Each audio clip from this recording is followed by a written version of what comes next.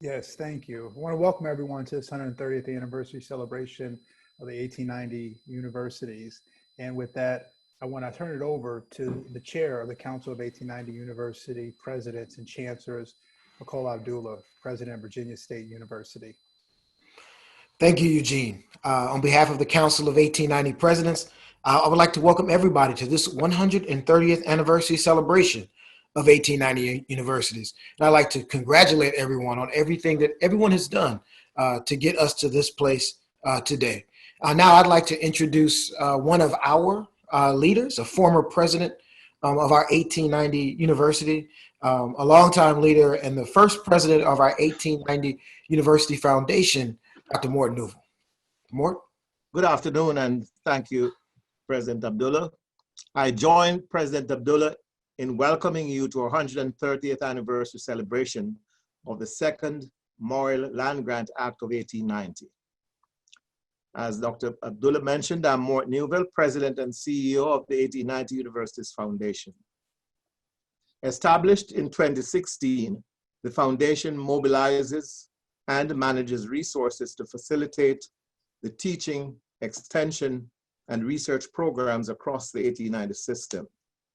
The foundation acts as an innovative, adaptable, and enabling resource for forging collaborative partnerships and relationships. We are positioned to be the one-stop shop through which key federal, corporate, and private sector partners can access all 19 universities, thereby avoiding unnecessary competition and duplication. The foundation is currently engaged in establishing centers of excellence across the 1890 system. We encourage the private sector and corporate representatives to partner with us to increase the national and global reach and effectiveness of these centers of excellence. Please visit our website and learn more about what we do as we attempt to celebrate, to facilitate partnerships and pathways. And now it is my pleasure to introduce a series of video presentations from our supporters. USDA Undersecretary for Research, Education, and Economics, Scott Hutchins, South Carolina Representative James Clyburn, North Carolina Representative Alma Adams, and the South Carolina Senator Tim Scott.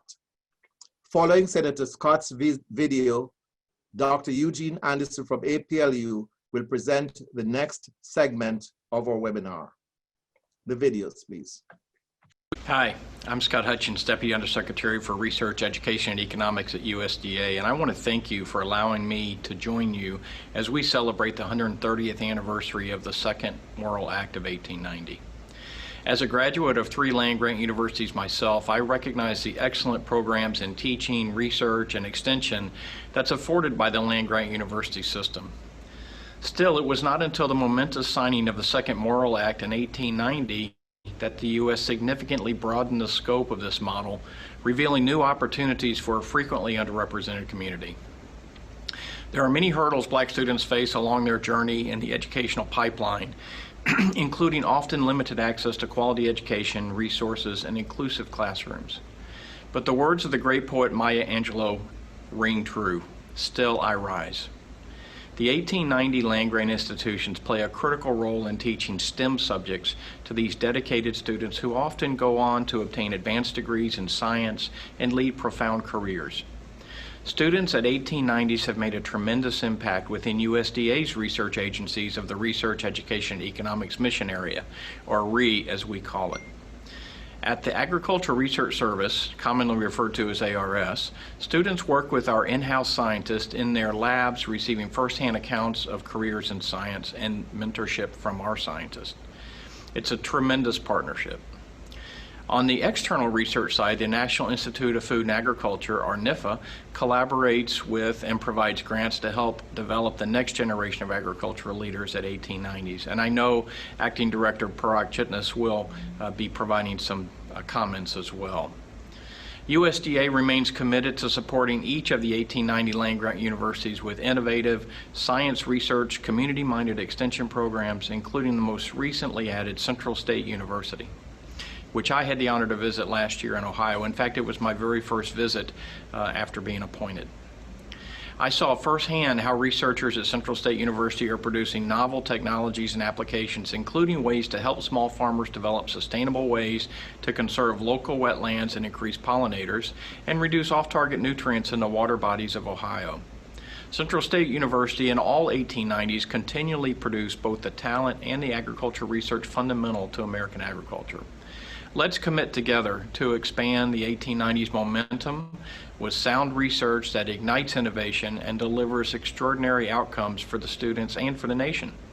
USDA recently highlighted the strategy to accelerate agricultural solutions within the USDA Science Blueprint, a framework that guides our science priorities for the next 5 years and supports USDA's agriculture innovation agenda.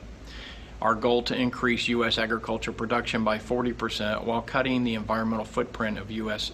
agriculture in half by 2050. We know the 1890s will contribute to these national priorities, and we look forward to that partnership and contribution. The 1890 institutions empower many students to gain their academic and professional training, to drive innovation, and to make valuable contributions in communities around the world. These students ensure that U.S. agriculture continues to do right and feed everyone, the USDA mantra. Thank you for the commitment to agricultural science, research, and education, and congratulations on your many achievements over these 130 years. We're also proud to be partners with you, and we urge you to please keep rising. Thank you again for the opportunity, and congratulations on 130 years of excellence. As many of you are aware, I'm a graduate of South Carolina State University, an 1890 land-grant school that came into being because the original land-grant law signed by Abraham Lincoln. It's kind of interesting. Abraham Lincoln signed the original land-grant law at around the same time he signed the Emancipation Proclamation, except that the land grants is being handled by the states, and people of color were not allowed to attend those institutions. But 1890, Mr. Morrill, the congressman that passed the first law, was still around, and he passed a second land grant law. And this time it was in 1890.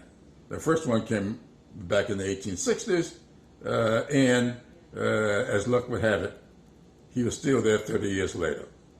These schools are by definition research institutions, but states don't treat them that way. South Carolina State, the school that I graduated from, if you look at the original charter of land-grant schools, it's about agriculture, but it was also about the military. And South Carolina State has given 23 general officers to our military. Most people don't realize the value of these institutions. And I will say this, these schools are more important today than they were at the very beginning, because today we have some serious challenges in rural communities all over. We've got to get telehealth into rural communities, and you can't have telehealth without broadband. We've got to get online learning in rural communities, and you can't get that without the internet. We have got to have a communities going forward that all of us can be proud of. So 1890s land-grant schools are very, very important. And let me close by saying this. A lot of you have heard me talk about Ron McNair. Ron McNair, many of us remember him, the Challenger accident. He used to tell me that people introduced him all the time as having this PhD from MIT. But as he said to me on one occasion, it was that time at North Carolina A&T, an 1890 land-grant school, that made all the difference in my success. So let me say to you, it's important that we preserve these institutions, and it's important that we do what is necessary to fully fund them. Their jobs going forward will be much more important than any job they've had in the past. Good luck, And Godspeed to each and every one of you. I'm Congresswoman Alma Adams, representative for North Carolina's 12th District. I'm honored to join you today in congratulating our 1890 land-grant universities on the 130th anniversary of the Morrill Act. I'm a proud two-time graduate of an 1890 North Carolina A&T State University. Aggie pride. I know what an 1890 did for me. I am where I am because of North Carolina A&T.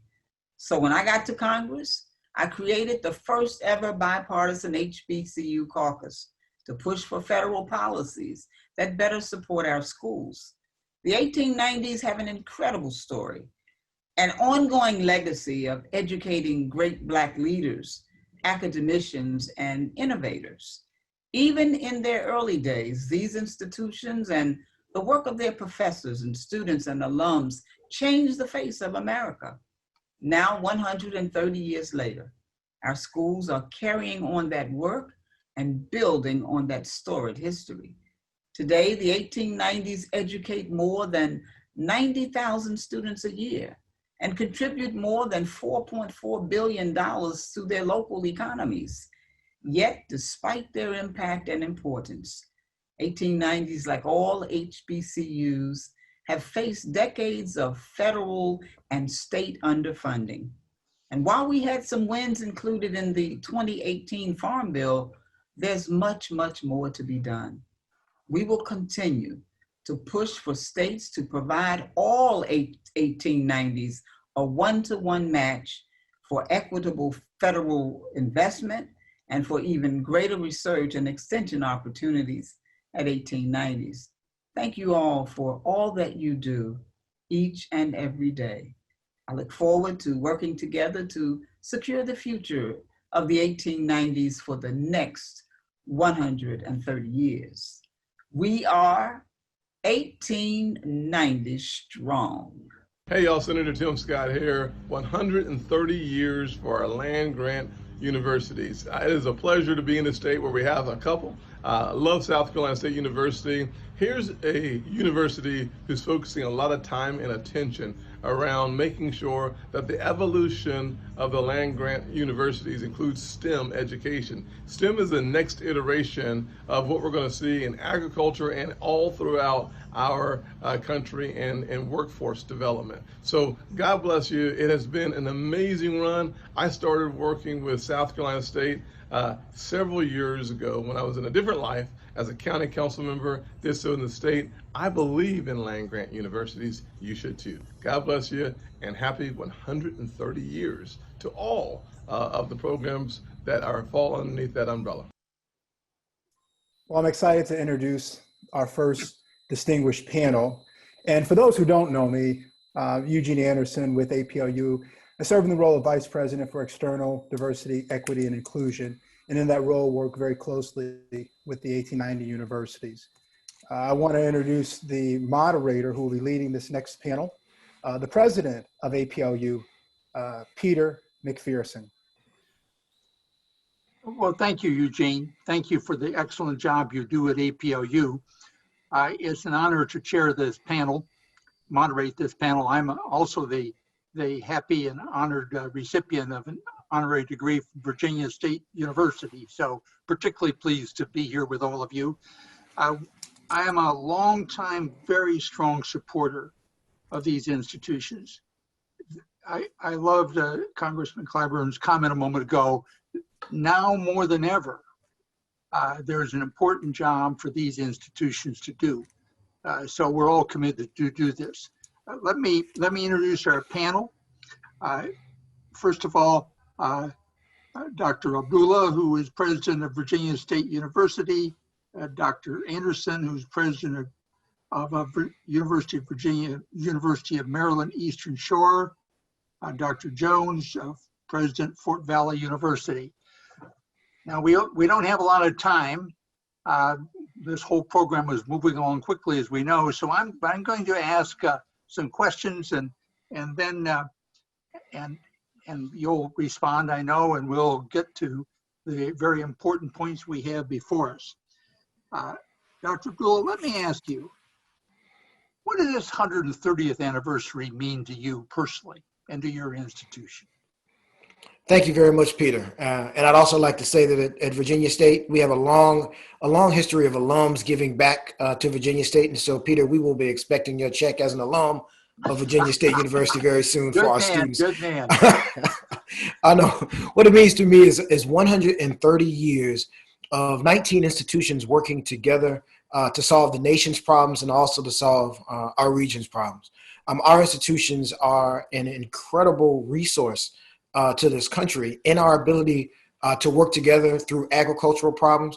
But also I see us as an organization, as a group of institutions that can also provide incredible value moving forward. And so in a lot of ways, this 130th anniversary has shown how resilient we are. It shows how far we can go and what we can do. But I think it's critical, especially in this COVID-related time, that we look and lean upon the great work that our institutions have been doing to solve problems of health disparities, to be able to move forward for the next challenge of this century for Virginia State University and for the other 1890s to band together to do that kind of work. And so for me, it means a lot historically, but it also shows how much we can do when invested in correctly and how much we can do going forward. And so very excited about that. Dr. Anderson, would you like to talk about from your own perspective there, Eastern Shore? I would. Thank you, Peter. And I echo President Abdullah. You can give money to our university anytime you want. We take all donors. But let me say, the 1890s and this particular 130th anniversary is wonderful. And what it means to me and for my institution is it shows the partnership that we have had as the 1890 institutions that when we work together, but also when we work singularly. One of the things I like to point out that in this particular time is that the 1890s is about making sure we look at our communities and determine what the needs are and help solve those particular problems in our communities. So for example, in many of our communities that are located in rural areas, food insecurity is a great need. And we have worked to make sure that we look at funding from our agriculture, from the Department of Agriculture, to help our farmers learn how to grow products and grow food in a more productive and effective way. Things like here at University of Maryland Eastern Shore, we are surrounded by the Chesapeake Bay, which is one of the largest estuaries in the whole country, covering 6 different states. And so what we tend to do is try to look and help our farmers in those particular marine life areas solve those particular problems. And it makes a great difference. But like the congressmen have said, one of the things that all of our 1890s suffer from is that we have limited resources. And so there is still a great need because many of us, we don't see the match for our programs, the state to state or federal funding match. And that's something that we really direly need. And we want to make sure we give a shout out and continue to say, we appreciate the support, but we could really use more. And I could continue and go on, but I know, Peter, you'll stop me. Oh, thank you, Heidi. Dr. Jones, can you talk about the successes of the 1890s over the years? Your institution, not just the last couple of years, but look back at over the decades and generations.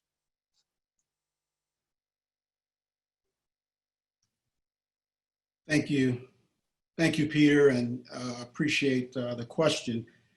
You know, the successes have been many, and I think what you've heard from the other 2 presidents is certainly important to understand in terms of the role that 1890s play in the heart of our states throughout this country. When I think about the impact that we have had of transforming lives, when I think about 60 or so percent of our students are Pell Grant recipients. At Fort Valley, it's probably closer to 80%. And you think over the years in terms of, because of the access and opportunities that we've provided, the impact is even greater in terms of providing those students with educational opportunities. You're transforming generations to come. And it's really important. And I think that to me stands out more than anything to me, and that's why I'm in this environment, is because this work is important work, and we've been doing it for 130 years. And it's important that we continue to do this important work, but helping those who need just a handout, not a handout, and giving them opportunities is what we are all about, and it's well documented in terms of what we have been doing over the years. Dr. Abdullah, I know that that your school's done so much in terms of education of African Americans in this country for very key disciplines. You want to talk a little bit about that? You're on mute, Abdullah. I said all my best words while I was on mute.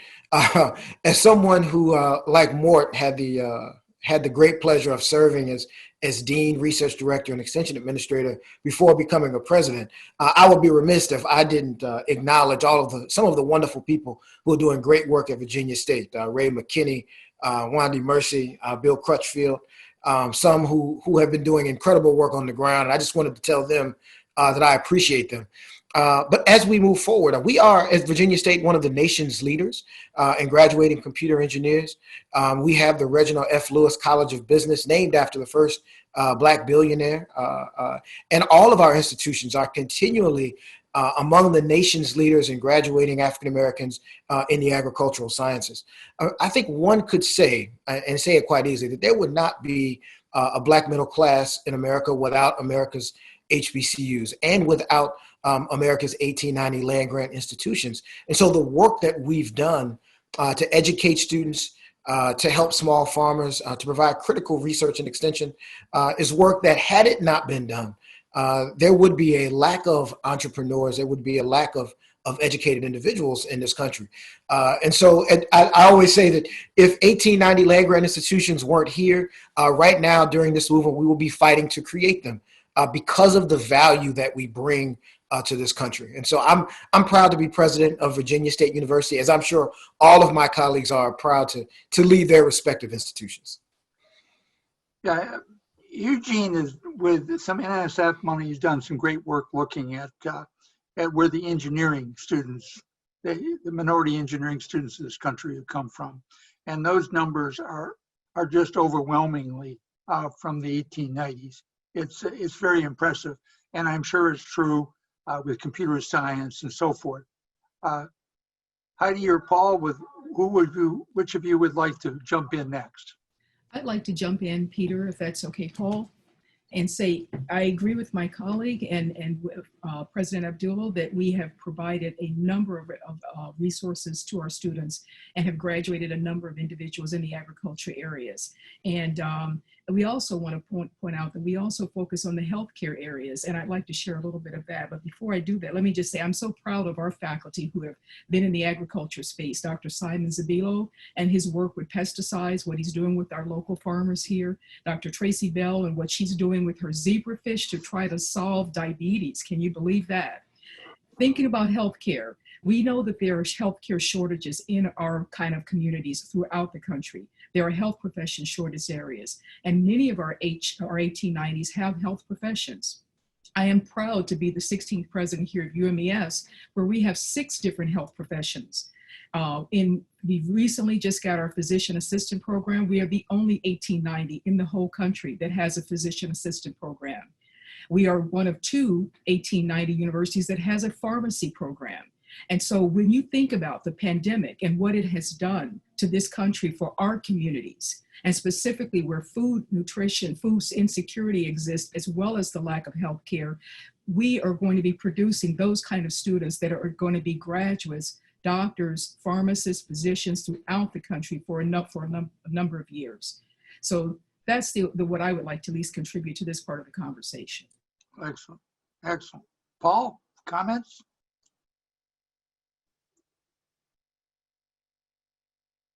You're on mute too, Paul. Well, one of the things I like to say, and since my colleagues are recognizing their campus stakeholders. Let me do the same. But we have a fantastic group of colleagues. I have a fantastic group of colleagues here who are doing some amazing work. And one of the things I was thinking about when you mentioned the engineering, for example, and this probably doesn't show up for us as much as we know the impact we're making, but the work we've done through our Cooperative Development Energy Program, which is one of a kind in the country. This program has been in place since 1983, and it's under the leadership of Dr. Isaac Crumbly, where we are preparing students for engineering fields in the energy industry. And for 30 plus years, we've had the opportunity to partner with 8+ institutions throughout the country, from the University of Texas to Penn State to Arkansas and Georgia Tech and others, and training students to become engineers. And so they partner with Fort Valley State, and our students leave with degrees in mathematics, and they get their second degree in engineering. And when I think about just think about that and the impact that those students are having throughout this country. And probably Fort Valley State doesn't always get the credit when it comes to this. Those institutions who are actually awarding the engineering degree, but that to me is an example of the ways in which our institutions are making a difference and the value that we contribute throughout this country in higher education. So I think it's important for us to really think about, again, the role that these 1890s play in the whole landscape of higher education. As we think about the challenges, we all know there's this wonderful history in productivity. We all know that we've got huge problems that we need to work on right now.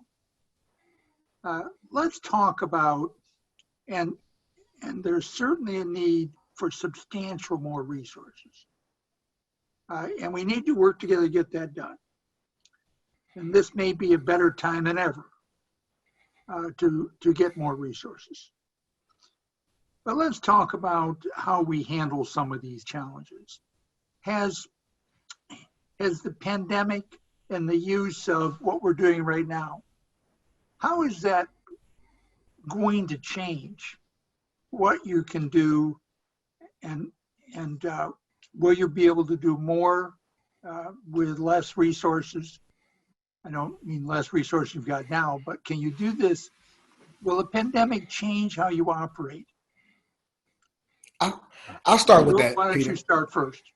Okay, yeah. I think it'll definitely change the way we all do business. And I'm not sure that all of those details are totally fleshed out yet. But I know, and I said this story on campus a lot, we've, in the past, we've kind of gotten on the young people that they spent too much time in their screens, developing social relationships via social media or via FaceTime on their phones. And we used to tell them that when they were walking across campus that they need to pick their heads up and have relationships, key relationships with folks around them. Well, it turns out that they were just preparing for the pandemic, that they were getting ready for a time that we needed to get ready for. And now it's our responsibility to develop our work relationships and our home relationships on a screen, if you will, like this, that allows us to be able to communicate with people that we may have used to have to be there with them. And so I think that in terms of our ability to collaborate, in terms of our ability to impact small farmers, in terms of our ability to impact the classroom, I think this is a wonderful opportunity to develop stronger muscles in this new level of technology to be able to impact people from a distance.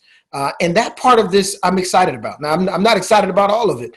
I think proximity is also part of what makes our 1890s and our HBCUs the wonderful institutions that they are. But I think it's important in this time to really embrace technology, embrace the idea of lack of travel, lack of proximity, to be able to reach into people's homes, into people's businesses, and to be able to have an impact. So I think it's going to play a critical role in terms of how we do business, and the best of us that adapt to it quickest are going to be among the best. I think that's right. Some will adapt faster and more effectively. And the 1890s need to be among those that do so. Heidi, what's that mean to you, the adaptation and use of this? What it means to me is that, and I think this is what's wonderful about the 1890s, working collectively, I think with our more collaborative spirit, I think that's going to help us move forward to be more flexible and to be more nimble and adapt more quickly. And that's what we're going to be needing. So for example, what I mean by that is, and I go back to healthcare all the time, because this pandemic has really opened our eyes as a nation to what is lacking out there in many areas. But when you think about healthcare, the pandemic has also introduced a new thing that we really hadn't thought of very well, and that's mental health, and how we all need to be working more closely together in that space. And so I think this gives us opportunities to move forward in areas that we really had not collaborated on very well in the past, and that opens the door for us. I like to say to my campus, an 1890 land grant, it's really become America's university, because we are enabling students from diverse backgrounds from around the country and around the world to get an advanced education and to help us lead, but also to help us solve the problems of the community going forward. Paul, would you like to comment on this issue of what the pandemic and use of technology will mean? The more specific you could be, perhaps the more helpful it would be. Well, Peter, thank you. What I will say is that, your earlier question was basically how this impacts us. And one thing I can probably say for sure is that tomorrow probably will not return. And I say that a lot to my team in terms of, you can't have something of this magnitude and then think somehow we're going back to that normal that we used to call. I think our world has changed going forward.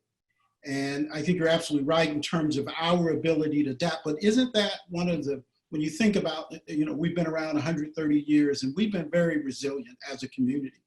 And I am so proud of the faculty here and the staff and the way in which, if you would ask me on the front end about what would a pandemic like this do to my campus, I'm not sure what my response would have been. But I can tell you the way in which the campus rallied and pivoted, it was absolutely extraordinary.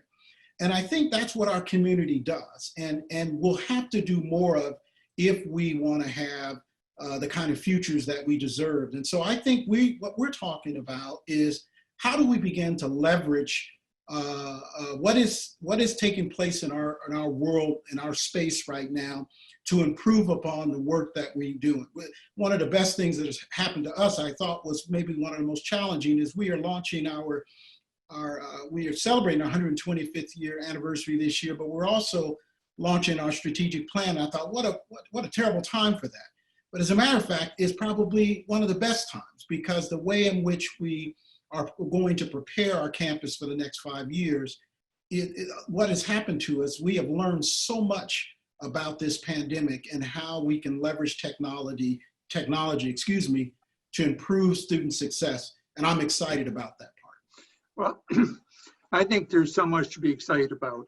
And by the way, I noticed there's over 600 people here in this program right now, 630. And I think we all love to see those little notices across the bottom saying who's here. Just saw Tennessee State, North Carolina, A&T, et cetera, et cetera. We're all pleased you're here. This use of technology and the challenges, this is certainly going to change and help us in our outreach. Congressman Clyburn talked about working with farmers, working with various other communities. You want to talk a little bit about that? Incidentally, I find it intriguing that my wife, who has a series of medical problems over the years, and half our medical appointments now are by way of the screen here. My guess is we'll never go back to the old world, as some of you said. Let's talk about the problem solving. Well, I think Just that, jump in. I don't mean to call on everybody. You don't feel Okay. free to do it. I'll go ahead and jump in. I'll use your directive. I think you're right. I think going backwards won't happen. I agree with Paul that the world that we used to live in has changed for better and for worse, but it has changed probably forever. One of the things, of course, that it's also pointed out, the pandemic has pointed out the inequities that exist really in our broadband and in technology. And so in the same ways that that technology and that COVID-19 will assist us and help us in having stronger outreach into our communities, it will also show some of the inequities that exist in terms of our ability sometimes to reach young people who may be rural or who may be urban, who may not have a computer at home or may not have broadband. And so I think it's critically important to be able to, one, to use the tools that we have to do our jobs better, but also to point out, and I think we've done a good job of that as 1890 institutions, of being members of the community, of being folks who care about what happens in the community, of making sure that we also point it out and be a part of the solution driving to make sure that everyone has access, one, to the services that we can provide in research extension, but also the services that we can provide in education, and just to make sure that our communities are connected to each other in the way they need to be connected to each other in this very difficult time. Let me ask another question, and I'm going a little bit beyond the nice list of questions Alton provided to me, but I know you'll respond. How do we work together more successfully to both get the resources, but also help solve some of these problems? I mean, it's not just government money; it's corporate, private money. I feel deeply that this is the time when this world is sensing, and I'd like to think, I'm sort of an optimistic person generally, that maybe we can turn a corner here. And I think I'm not alone. A lot of people think that this may be the time. How do we work together? Abdullah, you've done such a great job as chair of the 1890 Council. You want to talk about that? Well, I think the first thing, it's critical to understand who we are as 1890 institutions. If you view us in aggregate, you're talking about an institution that's over 70,000 students, has millions of dollars in research and extension funds. It has programs in every county in 18 states. And so you're talking about an organization that is powerful, yet nimble, has been used to producing large-scale results and working together on regional and national problems. And so the 1890 institution is a collection of 1890 institutions working together. I don't believe that there's another group of institutions working on the similar problems that we're working on, specifically small farmers, minorities, HBCU in terms of African-American education. And so when you look at those bodies of institutions, when we look to partner with others, it's important that we understand and we let people know, one, that we're coming from a position of strength and from excellence. And the work that we've done in research and extension in agriculture and the work that we've done in education is work that we can duplicate across the spectrum, right? Whether it be in engineering or business or criminal justice, but there's a group of institutions that are committed to working with each other and committed to working with and around the community. It is by far, I believe, the best investment that private industry and public in the public domain can invest in terms of solving the nation's problems, particularly the problems that we have seen exacerbated quite recently. COVID-19 has pointed out the inequities in our education system, in our healthcare system, in our economic system, and then some of the recent challenges have pointed out the inequities in our criminal justice system. And the 1890s have been on the forefront of that movement, again, since 1890. And so we're very excited to continue to do the work. But I think what we need to do is to make sure, one, people see it and understand the sheer volume and the vastness of the work that we've done, as evidenced by the 638 participants on this call, and that we begin to market ourselves and let people know that this is where you want to invest if you want results, because we've been producing strong results for 130 years. Heidi? I echo my colleague completely. The only other thing I would add is that I think because we have a model in place of how we have worked collectively as the 1890s, that shows you there is a force there, an infrastructure there to say we can be nimble and quick to make sure we begin to look at those particular problems and try to work together again to really stamp out those particular inequities. I would call on federal, state, and all of our public and private resources to say, let's band together around our 1890 infrastructure here to really try to move and push the needle forward. I think Paul, comments? Well, the only thing I will add, Peter, is that, the one thing I hope everyone thinks about is, based on what has been shared, these institutions have tremendous capacity and capacity to expand. When you think about how we think of our 1860s, and I'm a proud graduate of two different land-grant institutions, and the way in which we see those institutions and the impact that they are making across this country, equally, you're seeing that at the 1890 institutions as well. However, the one thing that I'll add is that we have even greater capacity if the federal, state, and corporate partners are interested in developing or supporting us. I think there's so much more work that we can do together. We already have the infrastructure, and thanks to APLU and the way in which our council is structured and all of the work through extension, research, and all of the arms, if the infrastructure is there, we just need more partners. So let's look at how we can expand the capacity of these institutions. Peter, we have 5 minutes left. Would you like me to read a question from the attendees? I would like that.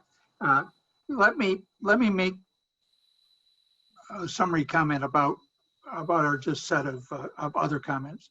I think we as a panel need to say to the other panel that comes after us and to the world at large that we as the 1890 institutions are prepared to work together to drive the set of issues, and we want to work with the private sector as well as governments to do that.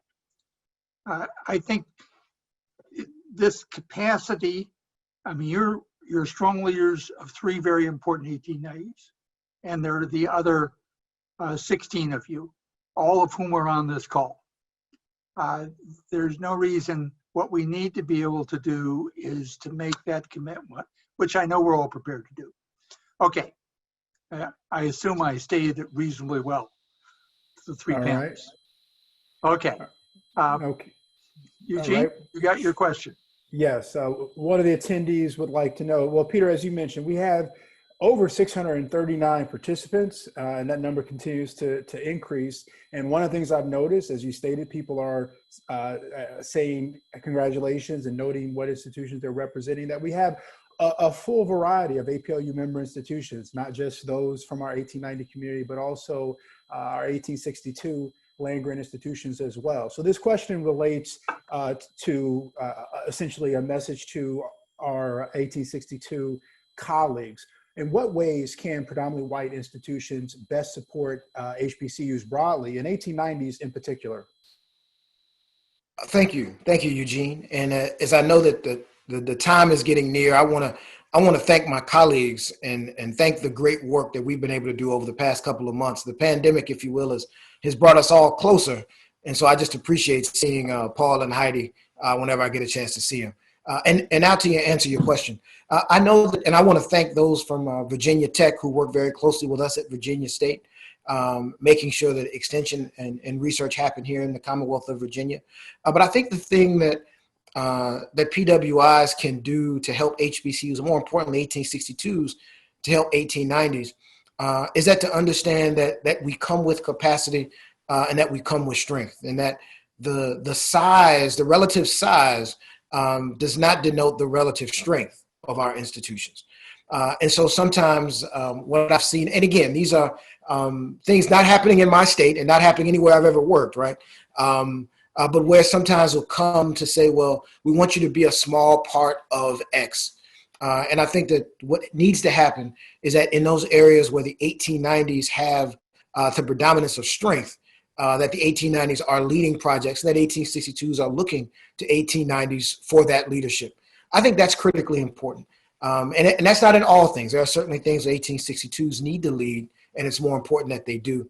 But for 1862s to look for, to seek out leadership among the 1890 community in order to get certain very important projects done. So I think that's something that could be critically important. Other comments or another question? Do you have any more questions that you'd like to jump in here with Eugene?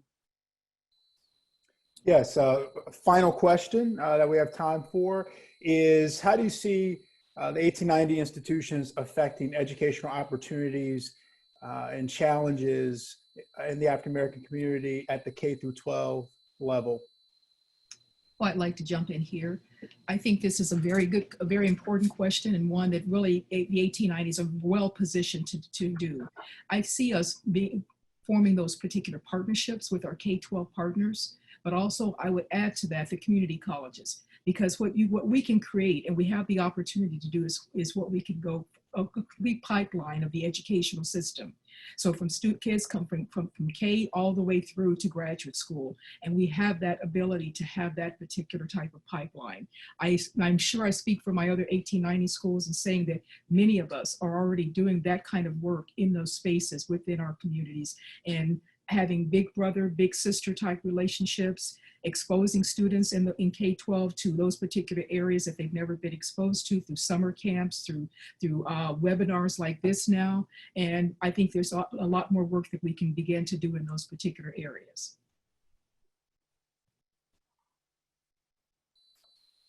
All right, Peter, you want to wrap it up? Okay, well, thank you, everybody. This has been a good panel.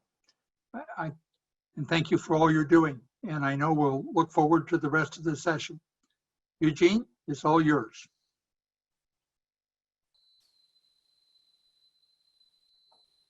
All right, turn it over to the president of Kentucky State University, M. Christopher Brown.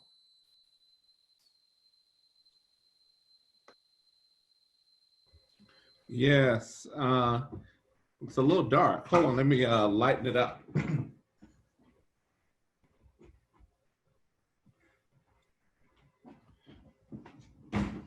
Yeah, they're working out in the front, so I'm in the back workroom so that we can have a little bit of quiet. I'd certainly like to pause and ask everyone just to give a round of applause to the panel that just left before us. It was highly insightful, and the conversation about meaningful collaborations going forward were extremely insightful. A lot of times it becomes an either or situation, and it's a comparison between whether or not we want to promote 1862s or 1890s. And so we're excited about the panel that was just led by Peter McPherson and Presidents Abdullah, Jones, and Anderson, talking to us about ways that we can have collaboration rather than competition. It was really,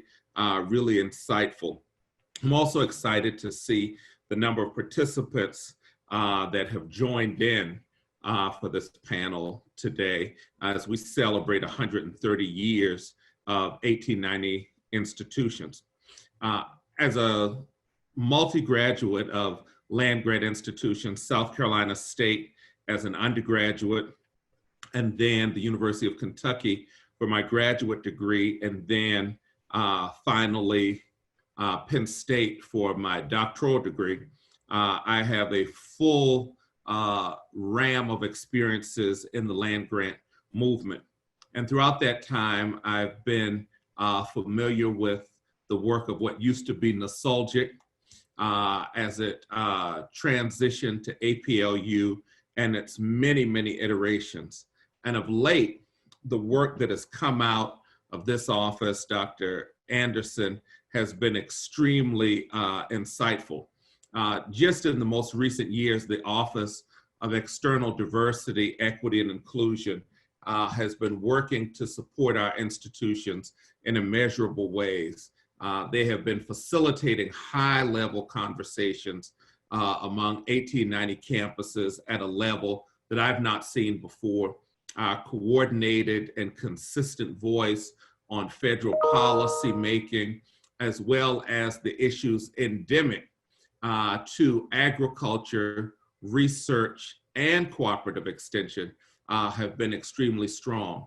At no point in, oh gosh, now my 30+ year career with nostalgic and now APLU, have I felt that we've had this strength of consistency and singularity of voice, commitment, and purpose.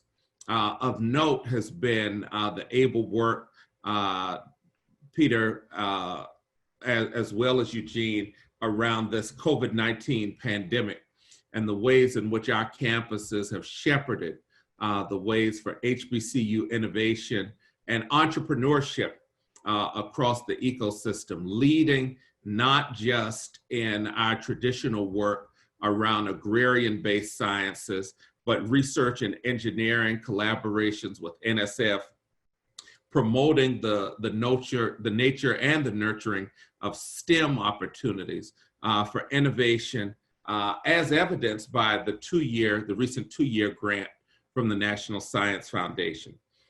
Even at this very moment, President's meeting was scheduled for this week that had to be rescheduled. We'll be talking about a new project that will be looking at computer and information sciences and the roles in which cyber technology and information technology are playing in STEM and in agricultural science research and extension. So we're really excited about all that's been happening. I'm proud to now be in my second presidency of an HBCU that is also an 1890 institution. And one of the things that I often say, Dr. Kirk Pomper, who leads our campus, knows that I say that agriculture is life. Everything that you do is agriculture. The food that you've eaten today, the ways in which we're using broadband and cyber optics in the airwaves is agriculture. The clothes that you're wearing, whether they're hemp or cotton or silk, or even polyester, those are all agricultural based products. Even the ways in which you're using, I see some of you with your earphones on, plastic, which is a part of petroleum production, is all agriculture. And to the extent that we are able to band the nation together with the understanding that 1890 institutions are part and parcel to homeland security, food safety, and society as a whole, will be much better going forward in life. I'm the transition key between what have been an early and exciting start to our day, but we're about to go into a set of videos and a high-powered senior level presentation from our federal representatives, Sanford Bishop Sherrod Brown, David Scott, and some of our FAMU student scholars. And I don't want to stand in the way of what's been an exciting program, but I want to let you know from here at Kentucky State University, where we sit as the college on the Hill, that we are very pleased at the work of APLU. We're honored at the leadership of our United States Congress and all of our federal authorities in helping the 1890 sector of institutions in this country remain strong, vibrant, and able partners and making our nation a stronghold superpower and keeping our citizens safe. So I want to salute all of my peers and colleagues. Thank you for joining in. And I want to turn it back over to Dr. Anderson so that he can introduce this next high-powered panel, giving you the policy perspectives on where we go from here. Congressman Sanford Bishop, and as chairman of the Appropriate Agriculture, It's my duty, my obligation, and my pleasure to provide strong support and funding for our 1890 land-grant universities. As we celebrate the 130th anniversary of the second Morrill Act, I must acknowledge that our 1890s have been at the forefront of research, extension, and education for over a century. Our 1890s created a space for African Americans to gain higher education in agriculture and mechanical science when no other opportunities were available. Now, over a century later, 1890s continue to provide excellent educational opportunities for Black students to become leaders who will provide food, fiber, fuel, and sustainability for an ever-expanding global humanity. In a country that struggles with diversity and inclusion, the USDA's 1890 National Scholars Program helps increase the diversity by creating opportunities across the broad agricultural business spectrum to include non-traditional agricultural disciplines like environmental engineering as we embrace an ever-evolving industry. Our 1890s are the highest producers of Black professionals in agriculture, the STEM disciplines, and food science. Your students and alumni provide a unique perspective that will change the landscape of agriculture and STEM industries all across the globe. I see this regularly at Fort Valley State University, which is in my district. Under the leadership of Dr. Paul Jones, Fort Valley State University students recently worked with USDA to study how to manage borrower bug infestations, which cost Georgia farmers a lot of money every year. The students' work on this project will leave long-lasting impact on the Georgia farming community and farming communities across the country.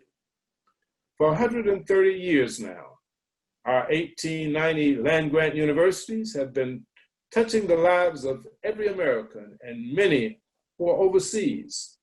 Agriculture impacts citizens' health, creates jobs, boosts the economy, and even protects our national security. And I thank you for that. The value of our 1890s land-grant universities is impossible to overstate. So I congratulate you on 130 years of changing the world. I'm Sherrod Brown, U.S. Senator from Ohio. Thank you for the honor to serve you. I especially appreciate APLU's invitation to celebrate the 130th anniversary of the Morrill Act. Justin Morrill of Vermont, the Morrill Act of 1890. Over 150 years ago, then Congressman Morrill had the radical idea that higher education should not be available just to the sons of the wealthy. And I say sons, of course. He thought higher education should be there for what he called the sons of toil as well. Of course, it was the 1800s, so he meant sons. He meant specifically white sons. Those days are behind us. In the aftermath of slavery, in the midst of Jim Crow's racial terror, we built on that idea and passed the Morrill Act of 1890, creating Black land-grant institutions, a rich part of this nation's robust system of HBCUs. Since then, the 1890 institutions have become an essential part of our higher ed system, providing a pathway to the middle class for generations of underserved, mostly African American students. In Ohio, we see all the important work students and faculty are doing at Central State, one of the 1890 institutions.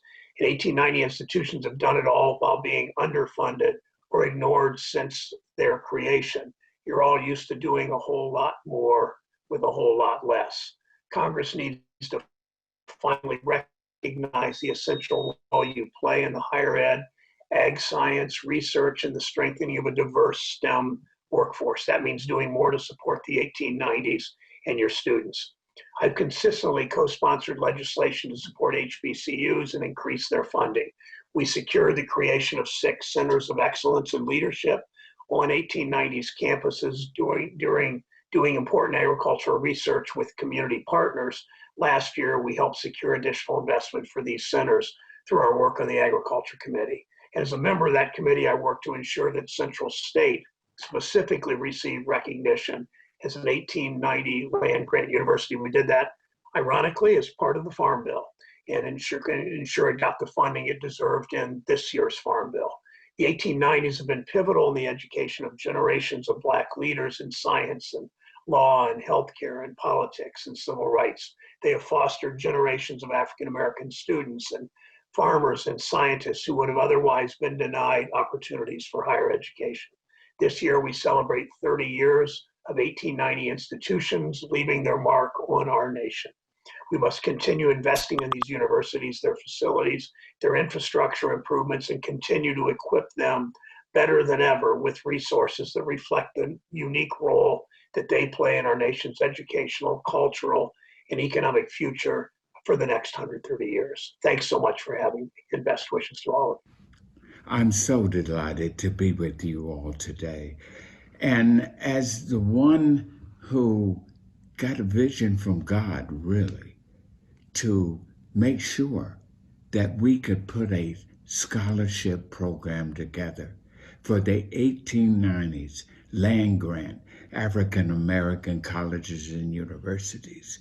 And I say God brought that vision because he brought a multitude of people together to make it happen. Democrats and Republicans, white and Black members of Congress came together, and we got $80 million, the largest amount of money at one time for African American colleges and universities. And you know, now we got to make it permanent. And the ball now is in the hands of you 19 African American colleges and universities. You got to make sure that we build on this bipartisanship. That's the way we'll make it permanent. When you have Democrats and Republicans working together, we got to claim this victory as ours, but it also has to be a Republican and Democratic victory. You know, in the daytime, God gives us his loving kindness, but in the nighttime, he gives us a song to sing in the night when the going gets rough, and a light out of the darkness. That's our 1890 colleges and universities. They become our song in the night, giving us hope and encouragement and our light in the darkness. Let our light shine on a hill so the whole world can see our great work, the work of the 1890s land grant African American colleges and universities for generations to come. But we gotta make the scholarship permanent. God bless you. The Second Morrill Act of 1890 was responsible for establishing the 1890 land grant university system to further increase the representation of African Americans in the agricultural industry. It helped diminish the discrimination that Black people were facing at the time in regards to the educational system.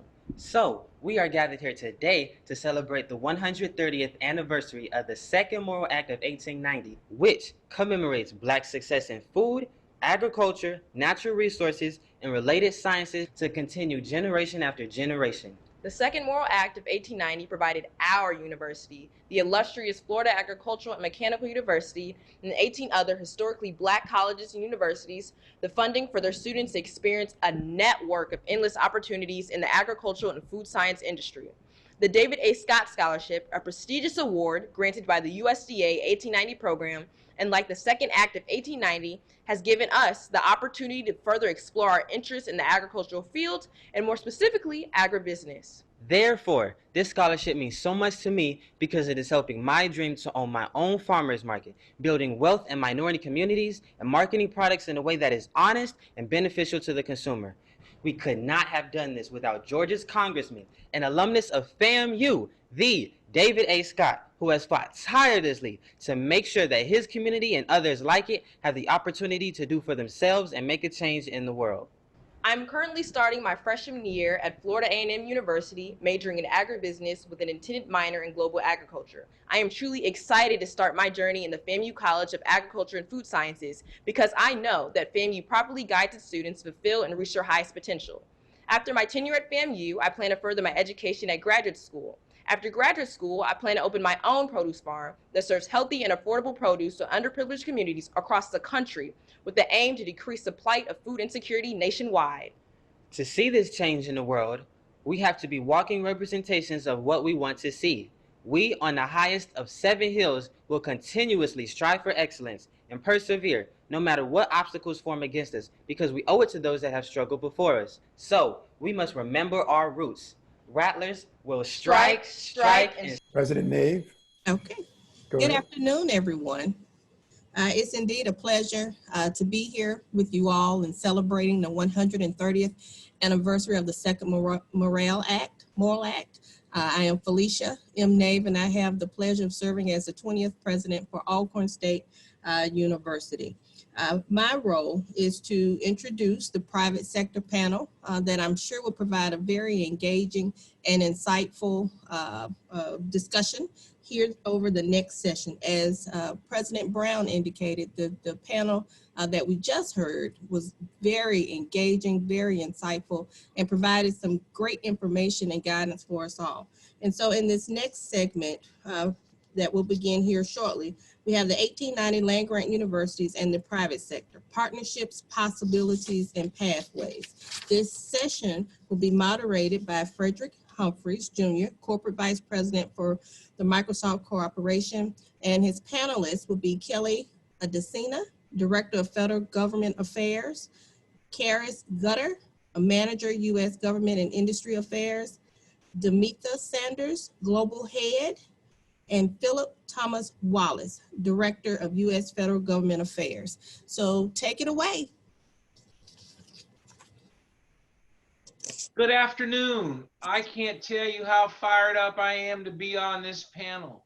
To APLU, to Dr. McPherson, appreciate all that you do as you champion 1890 land grant HBCUs. I will have to say that I really got inspired, first starting off with hearing the remarks from Representative Sanford Bishop. We have something in common. We're both graduates of Morehouse College. But two, once a staffer, always a staffer. I was Congressman Bishop's chief of staff one time in my career. So just hearing him speak, I can remember those times when I had to put together briefing docs for him. Then as you fast forward, just to hear from Rattler Nation, those two impressive students to talk about Florida A&M definitely touched me, because as you may know, I'm a junior, but I also bring greetings from my father, Dr. Frederick Humphreys, former president of Tennessee State University and Florida A&M Universities, two 1890 land grant institutions. As a matter of fact, I was raised at Tennessee State University on the campus of a land grant institution. So it's something personally special to me. I called my dad this morning. I frequently talk with him, and he's not shy to tell me, one as his son, what I need to say, what I need to do, and what Microsoft needs to do to help advance and strengthen Microsoft's partnership with land grant institutions. But he said one thing to make sure I say that I know that won't surprise you all. In this moment in time, you all 1890 institutions mean so much to this country based upon the past great track record that you have in producing so many people on the agricultural side and the sciences who make a contribution to this society, and that you need to be more aggressive as you move forward to continue to make that difference as the institutions are needed more than ever. From my perspective, I want to just talk just real briefly and then introduce the panel, and then I have some questions and go from there.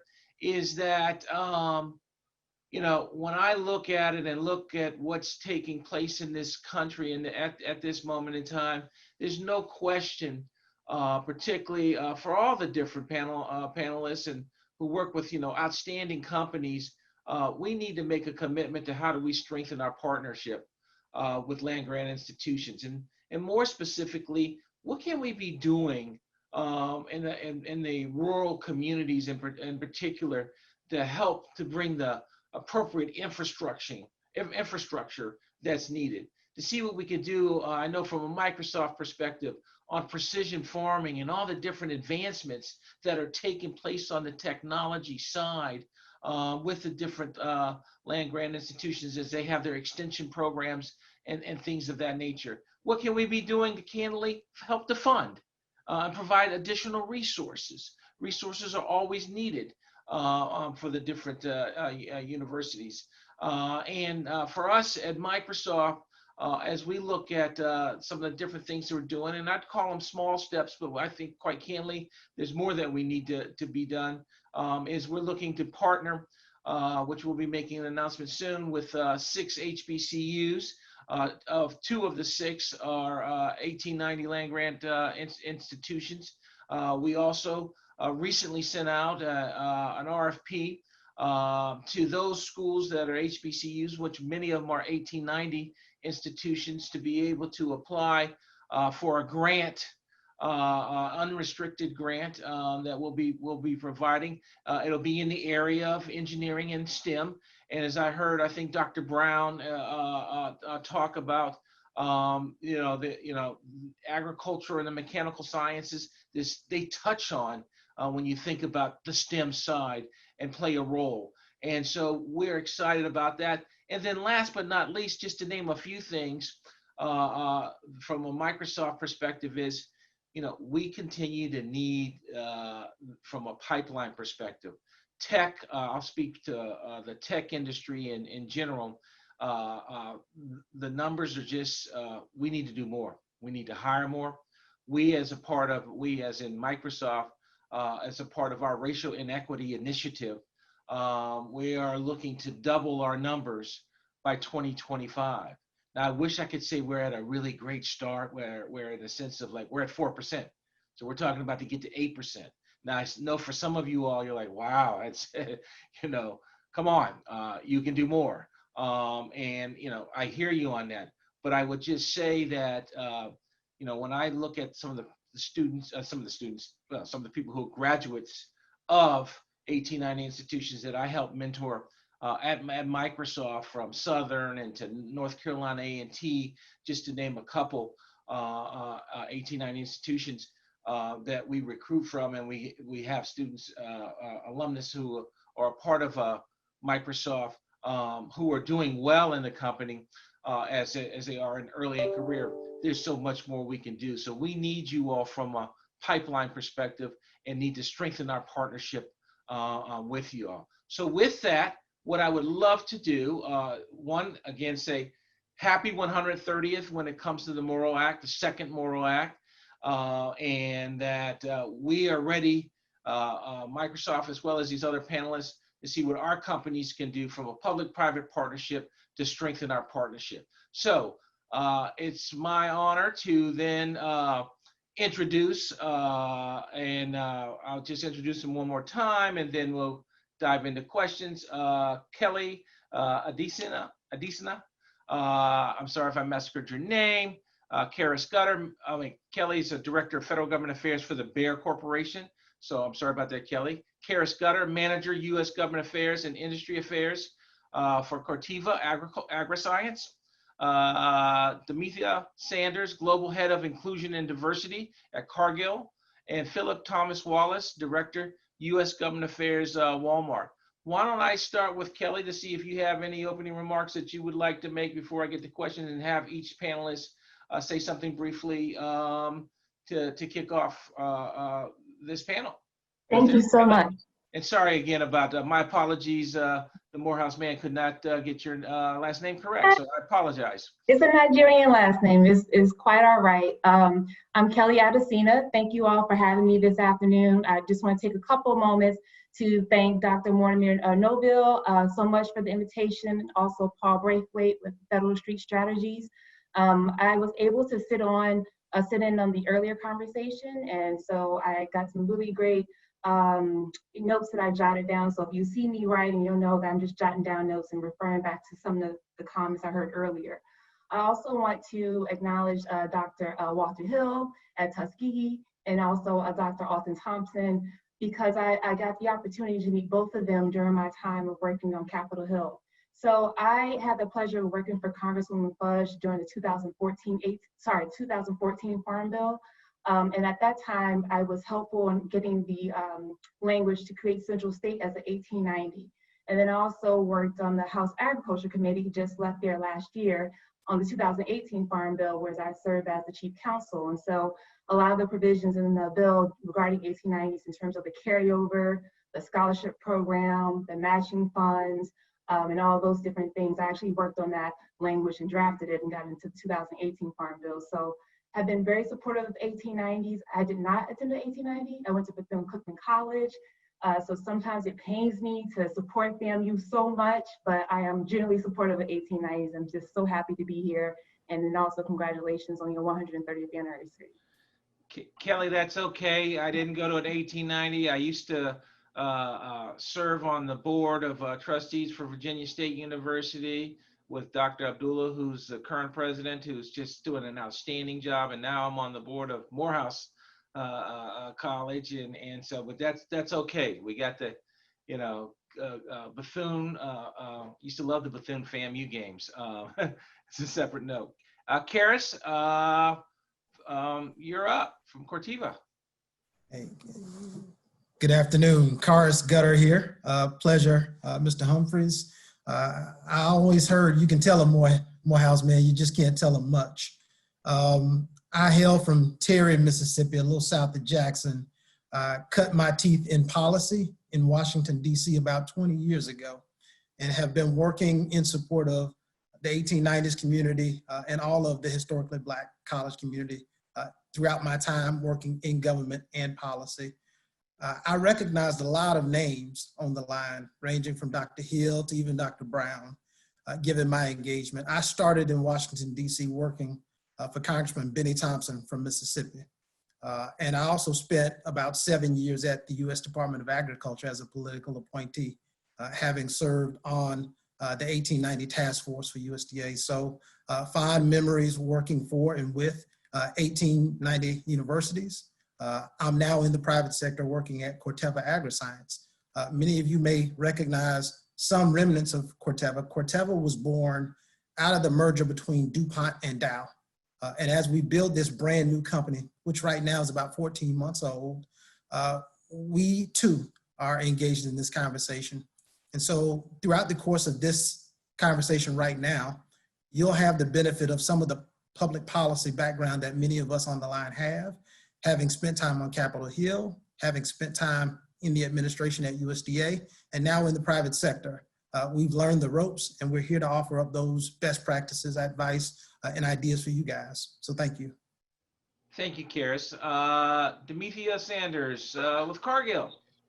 Thank you so much. I'm Demethea Sanders. I am the Global Head of Inclusion and Diversity for Cargill, which is one of the largest privately held owned companies in the world.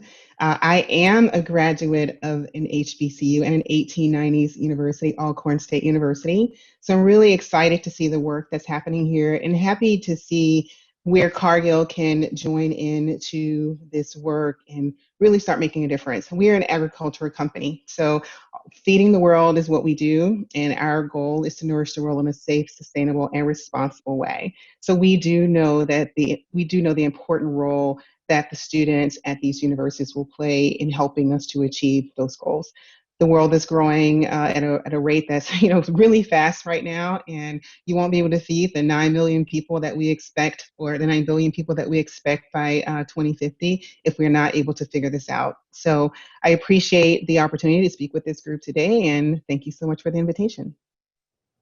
Thank you. And Philip Thomas Wallace, Director of U.S. Federal Government Affairs at Walmart. That's right, Fred. I'm at a small mom and pop shop, Walmart. Philip Wallace here. So happy to be here with you all today. Good afternoon, and hope everybody is doing well. I am also a graduate of an 1890s Southern University in Baton Rouge, Louisiana, which is where I was also born and raised, and attended Southern there.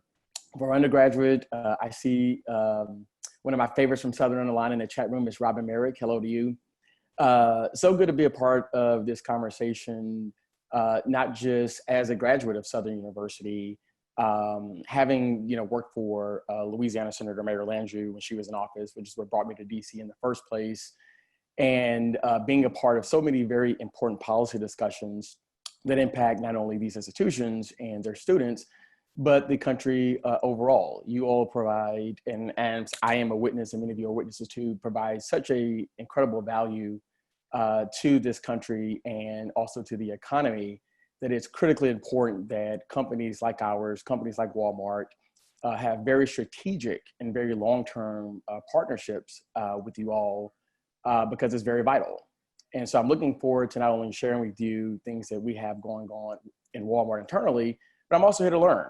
I'm here to, as Kelly mentioned earlier, I'm here to take down and take in as much information as possible, because for all the things that we have been able to do as a company over the last several years, there's much more work to be done, and we want to do it right. We want to do it well, and so I'm looking forward to the discussion today. Thank you.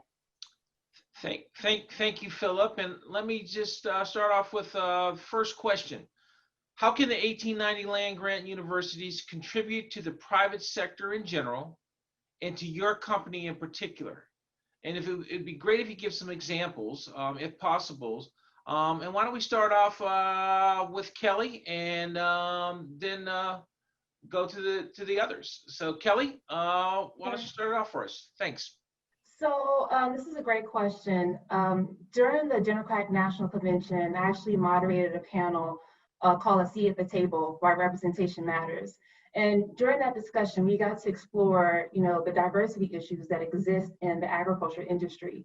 And one of the things that kind of came out was that too often we hear this, oh, we don't know where to find diverse students, right? We don't know, whether students would be interested in coming to, rural areas, or, we don't know if they would even be interested in pursuing a career, in agriculture. And so, I hear that and I hear excuses, right? So one of the things that I think that the 1890s can help us with is help us create this pipeline of students. We know that the students exist, but we also need to make this connection, because we think sometimes that there's a perception that people think about agriculture, they think about, production ag. There's so many opportunities out here besides production agriculture. We're looking for breeders, we're looking for, folks in software development, computer engineers, and all these different fields. And so we want to make sure that, one, people are aware that there's opportunities out here that exist, and then two, that we have the students that are actually interested in those fields. And so we know that there's some effort that needs to take place on our part, but then we also, would be helpful to the 1890s if they can, impress upon their students that there's more to agriculture than just working on a farm. The other thing is, sorry, I got a little bit distracted by my work phone. I had to turn it over. The other thing is that sometimes when we think about representation and we think about, people working in agriculture, they think that you have to come from a rural area, right? Or you had to be a member of organizations like 4-H or FFA. And we really want students with different backgrounds.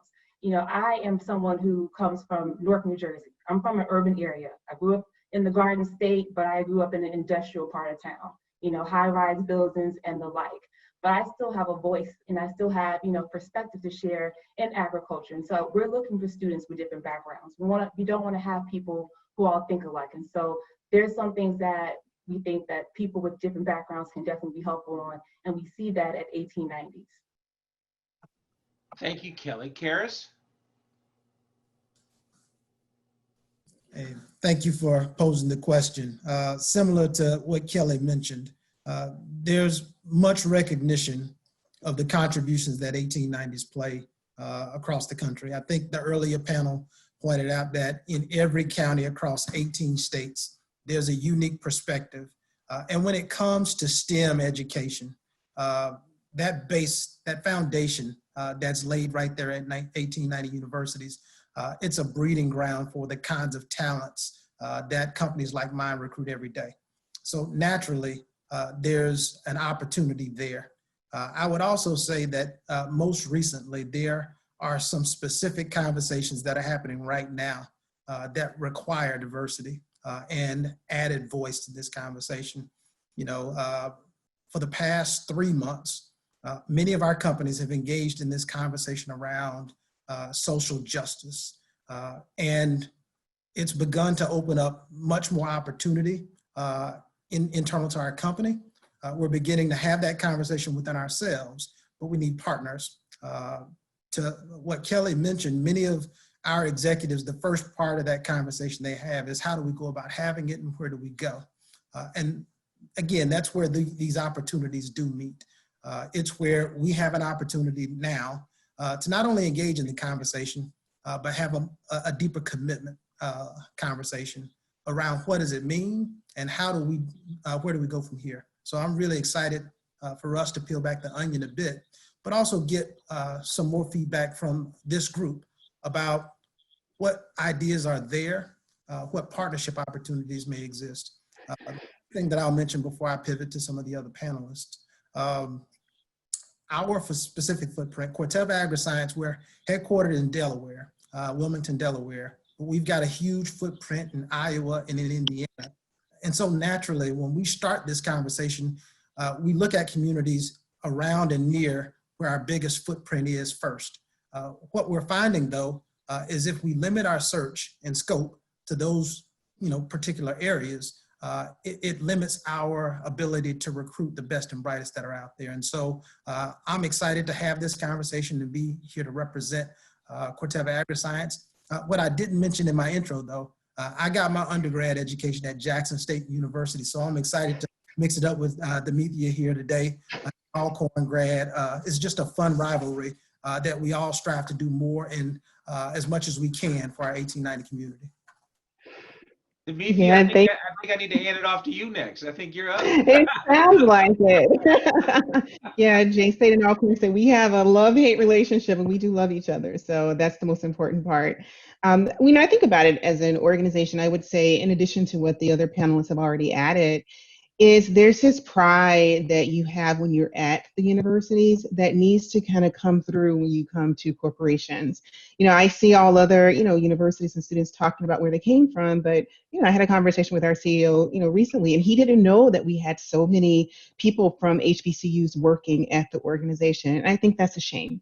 And I say it's a shame because that means that we're not saying where we're coming from. We're not being really honest about our backgrounds. And for some reason, we're not willing to share that information as openly, as proud as we should. And so I would encourage the students at the universities to make sure that you wear your badges with pride. I mean, these universities have done so much. I grew up in Mississippi, in Lorman, Mississippi, so right there with Alcorn. And so being able to leave there and end up in a place like Cargill, I never thought of this type of a path for myself.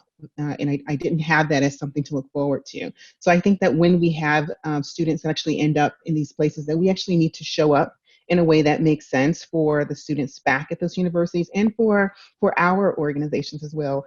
Be proud of who you are, be proud of where you come from, and we have so much to offer. So in the ag industry, it is a much sexier industry than I think people think that it is.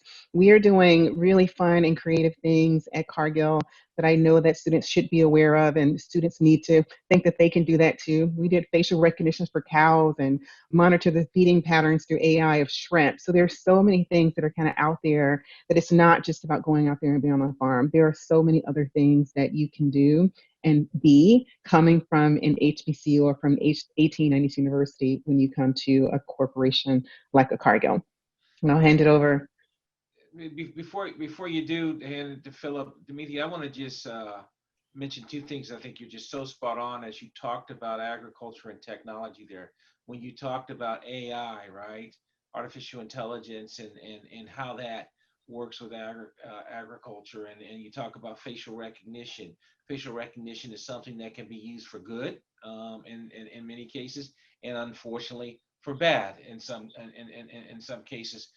Which gets into some potential public policy issues, but nevertheless, just a great highlight of how science and technology works with agriculture, and having that background is so key going forward.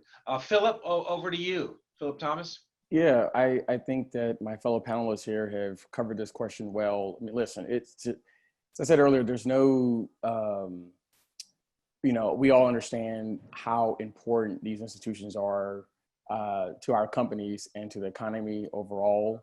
But has been pointed out that perception is continues to be a problem with how students may view jobs in these fields. For Walmart, for example, innovation is in every work stream that we have right now. And when I say innovation, a lot of people, when they think about Walmart, they think about the 4,700 stores, they think about the Sam's Clubs that we have, and those type of operational jobs there. But we also have corporate headquarters, obviously, in Bentonville, Arkansas, where we employ people who work in so many different areas, whether you're talking transportation and logistics, whether you're talking some of the cybersecurity, as we continue to build our e-commerce program, there's a lot of opportunities there. All of these different career paths have some degree of either technical or computer components to them that present great opportunities for these students. And we have to find a way. And so I won't answer the question as if what can the 1890s be doing better, but I'm asking what can we be doing better as private sector companies to be able to connect a lot of those dots to make sure the communication is there and clear. And that communication shouldn't start when students are in their junior or senior year. It should be a conversation that's had much earlier on. And so that when they see these opportunities do exist, we're able to help them prepare themselves and have both the academic background and necessary requirements, but then find ways to support them on their journey so that they can be ready to work at any of our companies on day one. So Philip, let me ask you another question, and I want to switch and I want to mix it up as far as different questions for different panelists. As a result of COVID-19, we have seen the digitization in the last 6 months, which probably would have taken 3 years. And how that, when you look at with the unfortunate number of job losses that have taken place, the type of skills that you need that we're seeing, right, have very much changed.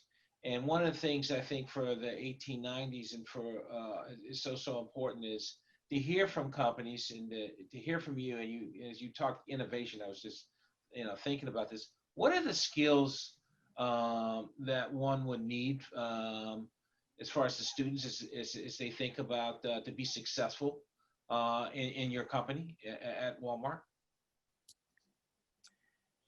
Yeah, so Walmart, I think we are 1.5 million employees just in the U.S. alone.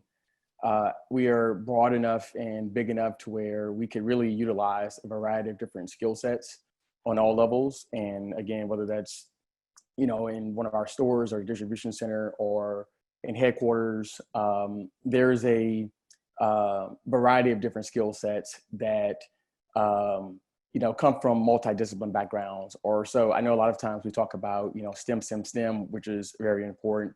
But we have a lot of a great need for great communicators who are coming from these institutions, those who can synthesize information well, those who can interpret and analyze data, those who have strong writing skills, but also strong oral presentation skills as well. A lot of the times, what I have found, again, even through my own journey as an 1890s graduate and relocating from my home state of Louisiana to DC and going into various work environments, working on Capitol Hill first and then going into the private sector, that a lot of times we don't always have the same level of confidence as some of our peers from PWI. And so we're sometimes, a little fearful about speaking up in rooms.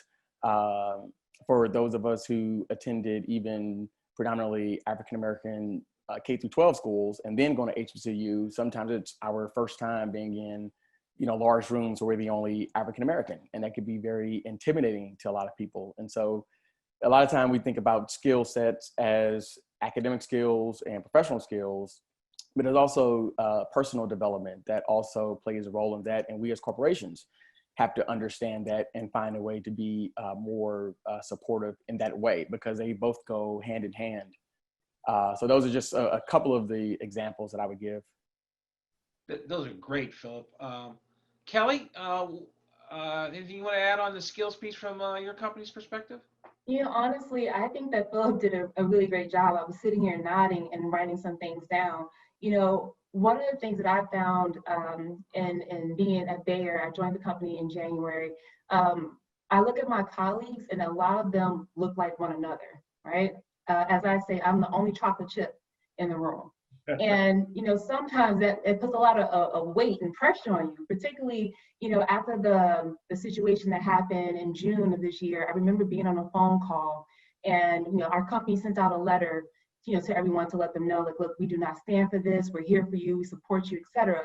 And then in that meeting that followed the next day, there was a conversation about how can we now take meaningful actions to do something, right? And I felt like everyone got quiet on the call and they were expecting me to say something.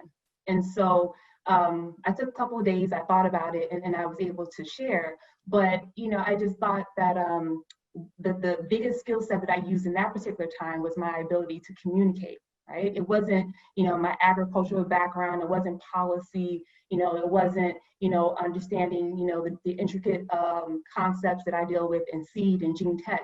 You know, it was communication. It was being able to feel confident enough to speak up and to say, well, look, if we're really serious about this, then these are the things that we need to do. And so sometimes I think when we look at skills, you know, I wouldn't necessarily worry about like tailoring or trying to figure out specific skills to get a job.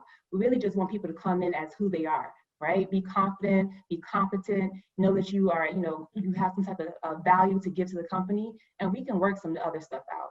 You know, I didn't come into agriculture as a person with an ag-based background. I came into it because I was working for a member of Congress who had a very significant position on the committee, and she wanted someone competent to figure it out.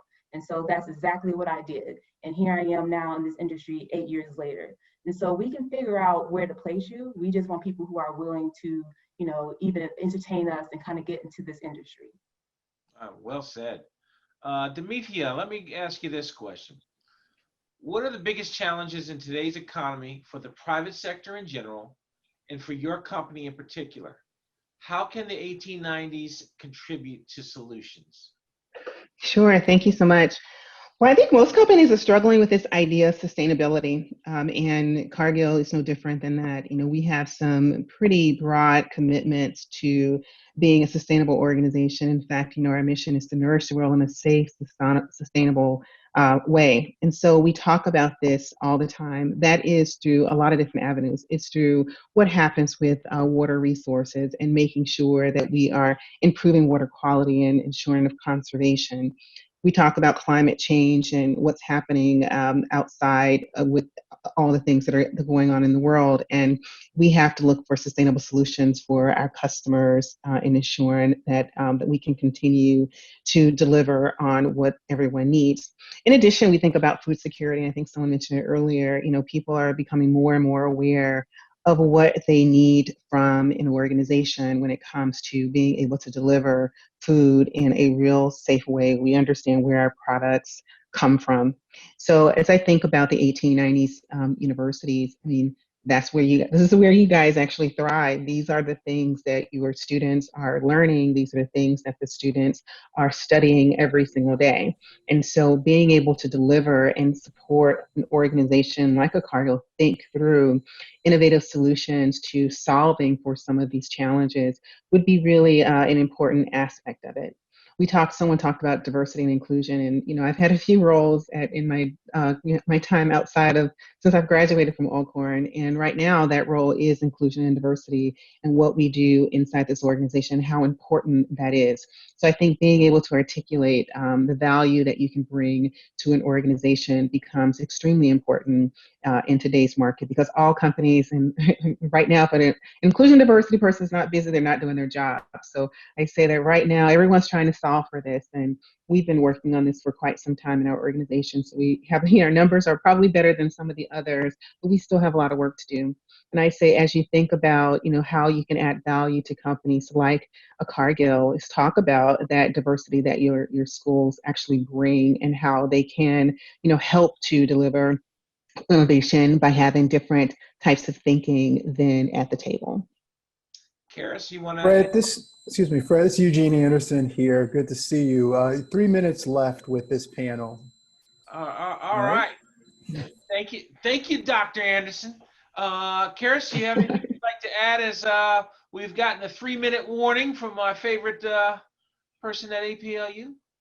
Absolutely. I appreciate the opportunity to kind of take this question on in a different direction. I lead U.S. government industry affairs for Corteva, so it's really a policy role. And the best way for me to respond to the question is we just went through this exercise of looking at what our 2021 priorities are. And when I think about what the priorities are of our company, 1890 universities are poised and positioned to respond to all of those same challenges. What are they?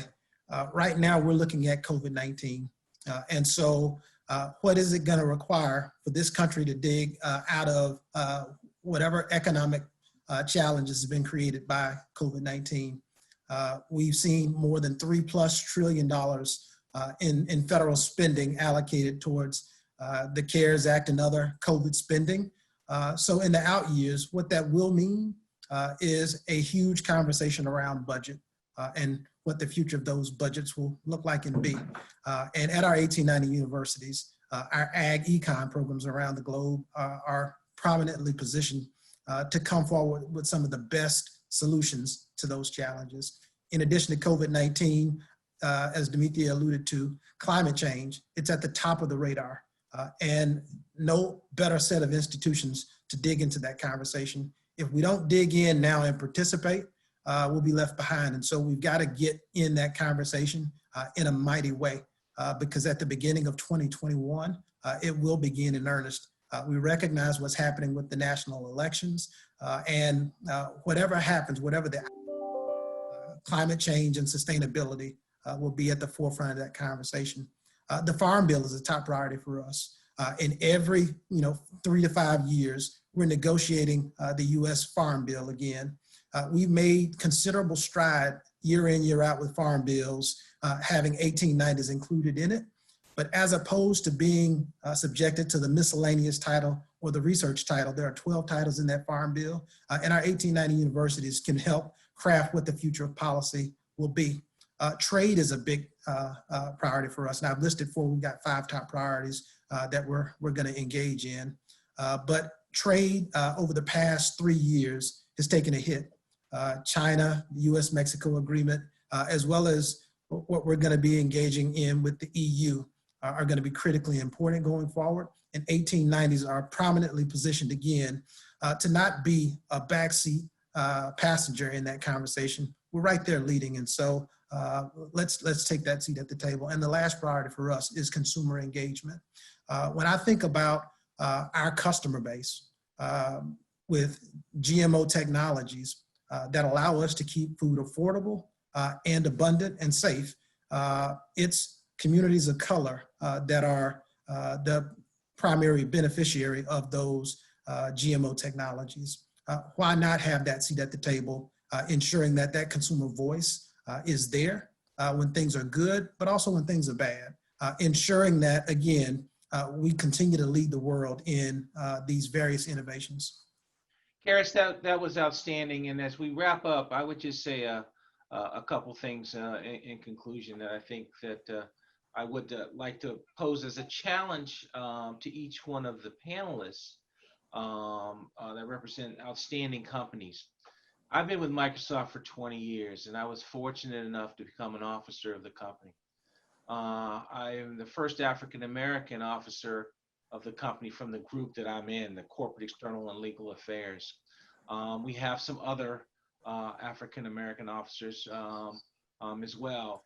And one of the things that I think so important as I look at the different accomplished leaders that are within the different respective companies, we have a responsibility, and sometimes a crisis creates an opportunity.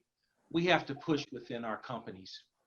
right? You got to push that whatever fits and works within your company to make a difference in pushing on, as I had the opportunities, we focused on our racial, and I say this with humility, inequity program, to raise with our CEO that, you know what, we need to do more with HBCUs. You have to, Demetria kind of touched on this, right?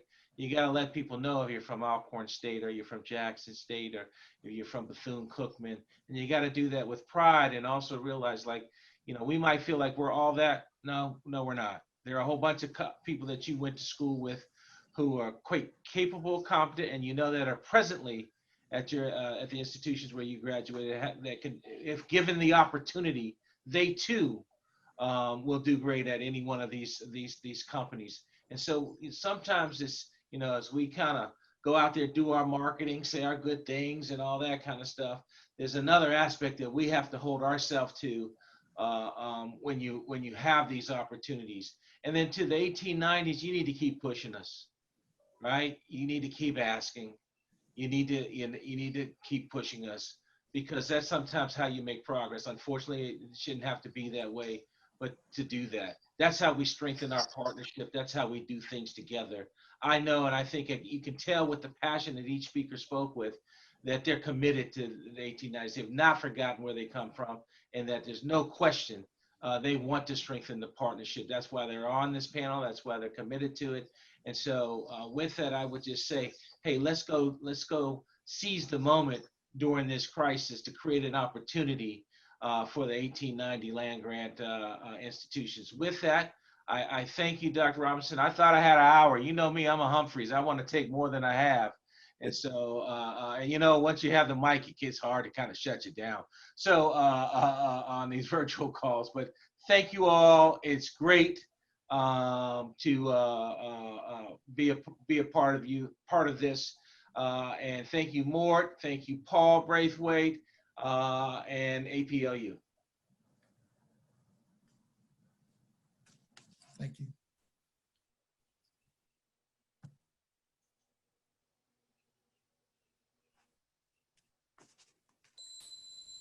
Thanks to the panel for a great job. Thank you, Fred. Alton Thompson.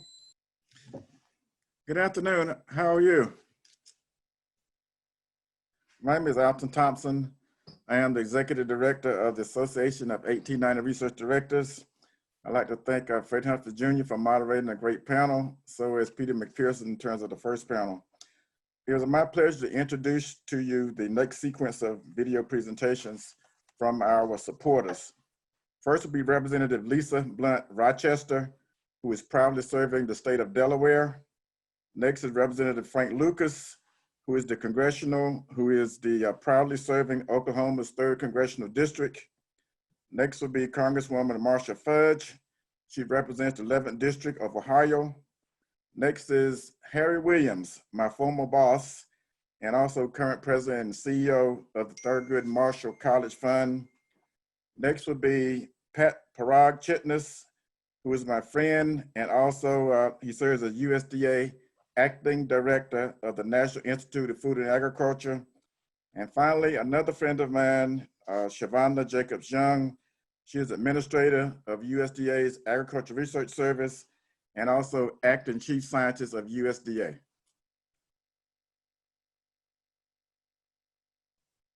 I'm Lisa Blunt Rochester, and I'm proud to celebrate the 130th anniversary of the Morrill Act. We've seen the impact of HBCUs nationally, from our agriculture community to our healthcare workforce to our STEM professionals. Not only do HBCUs produce great graduates like my 2 children, they shape our entire economy by contributing $4 billion. We know how important HBCUs are here in Delaware too, because our own Delaware State University Hornets become leading members of the business community, groundbreaking researchers, and high-flying aviators. So here's to 130 years of the Morrill Act, and here's to the next century of HBCU excellence, because when HBCUs succeed, we all succeed. Hello, I'm Congressman Frank Lucas, and I represent the 3rd Congressional District of Oklahoma. I'm pleased to greet all of you virtually as we celebrate the 130th anniversary of the signing of the 2nd Morrill Act of 1890. As many of you know, I'm a proud graduate of a land-grant university, Oklahoma State University. The land-grant mission is to serve students of all backgrounds and influence people's lives beyond the boundaries of the classroom through service to their community. In my home district here in Oklahoma, I've seen firsthand how this mission can be brought to life. For more than 100 years, Langston University has educated students of all backgrounds, provided pathways of opportunity for tens of thousands who proudly call themselves alumni of the historic institution.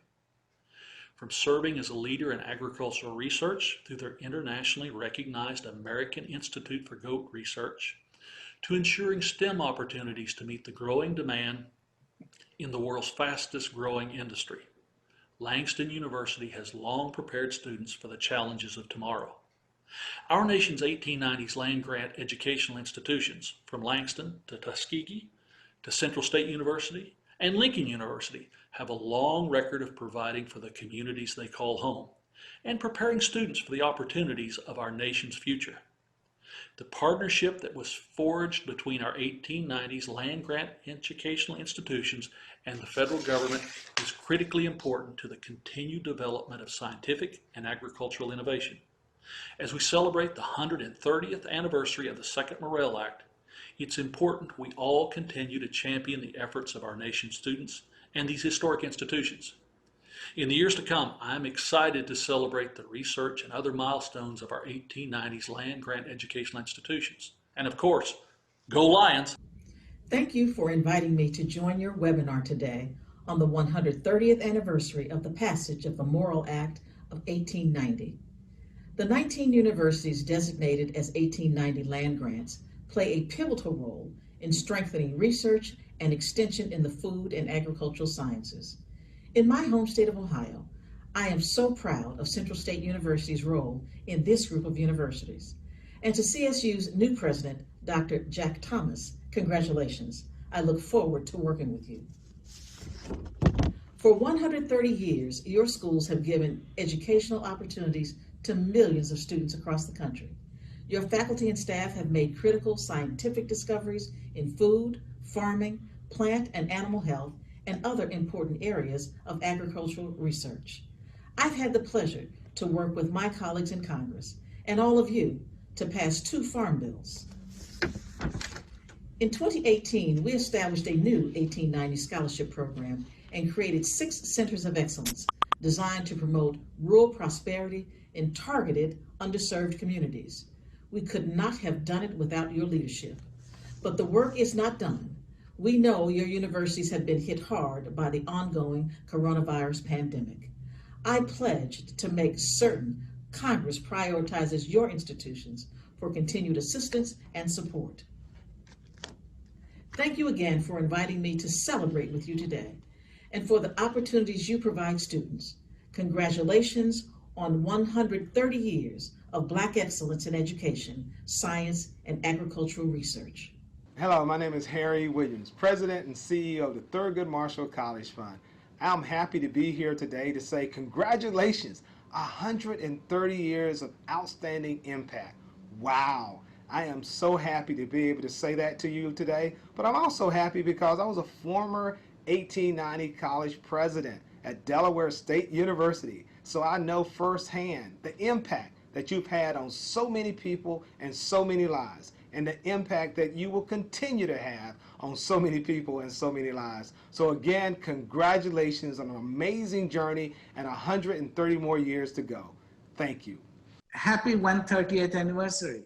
It is such an honor to celebrate this important milestone with you today and to recognize your 130 years of dedication to educating first generation and economically disadvantaged college students and enhancing the resilience of limited resource farmers, families, individuals, and underserved communities. Thousands of scientists at America's 1890 land-grant institutions are undertaking user-inspired, cutting-edge science that is truly transforming the lives across our nation and around the world. NIFA is proud to help support the great work you do. Every year, NIFA directly supports about 1,000 students at 1890 land-grant universities. In this fiscal year, NIFA will invest approximately $190 million through its 6 base programs at 1890 institutions.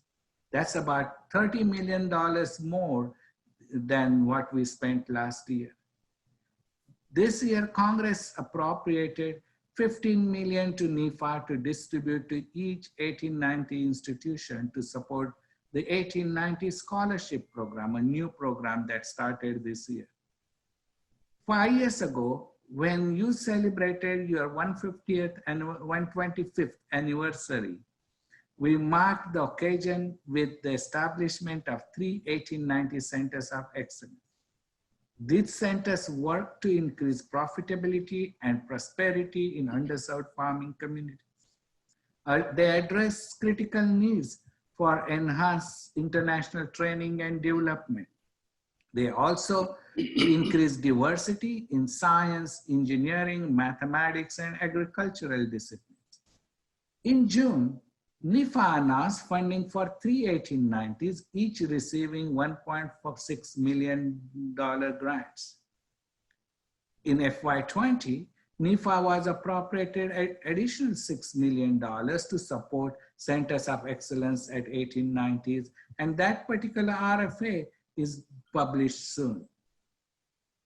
These new programs, in addition to the traditional extension, research, facilities, and capacity building grant programs, are producing strong returns on our investment. We have a number of projects that are making a difference for farmers, ranchers, foresters, and consumers across the country. We show the breadth and depth of impact you have on those you serve and on American agriculture at large. After 130 years, America's 1890 land grant institutions are poised to develop strong leadership and enhance human capital for our nation's preeminence in the 21st century. Happy anniversary, and thank you for giving me a few minutes to celebrate with you. Hello, I'm Shabonda Jacobs-Young, Administrator of the USDA Agricultural Research Service and Acting Chief Scientist for the U.S. Department of Agriculture. ARS and the 1890 Land Grant Universities share a proud past and a promising future. In fact, several of our ARS laboratories and scientists are co-located on 1890 campuses. We partner together to support the next generation of agricultural professionals through the 1890 Scholars Program, and together facilitate cooperative capacity building through the ARS 1890 Faculty Research Sabbatical Program.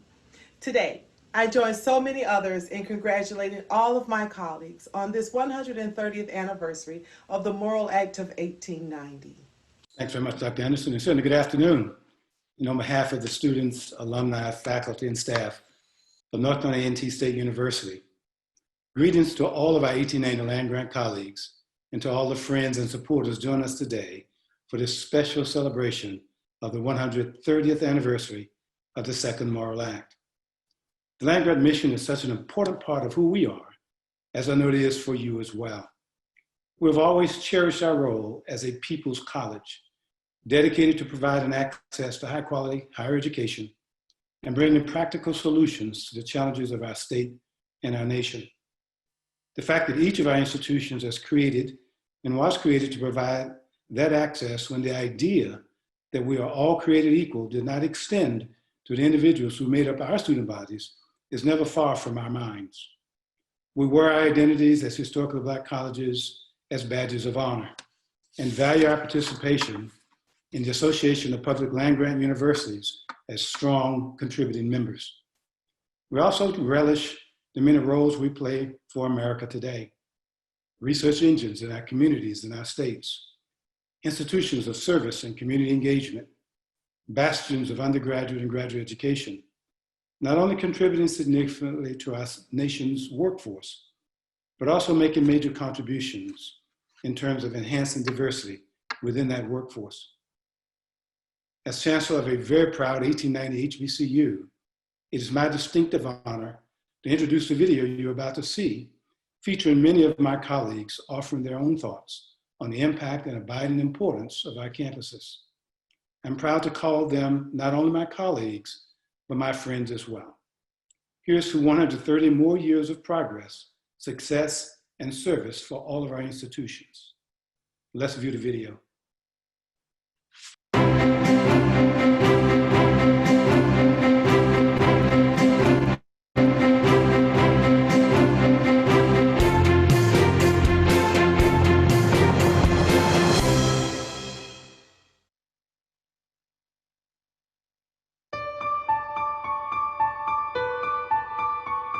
It's the news Tyrese wanted.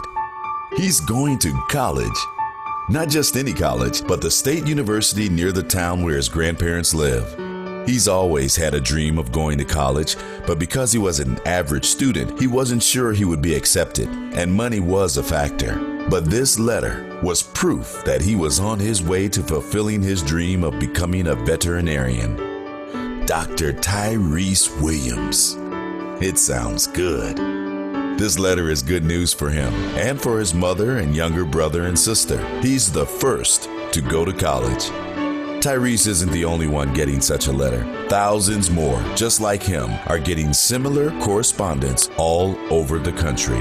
These acceptance letters get these future students closer to social and economic mobility, making them proud, contributing citizens, and giving them the chance of making their mark in the world.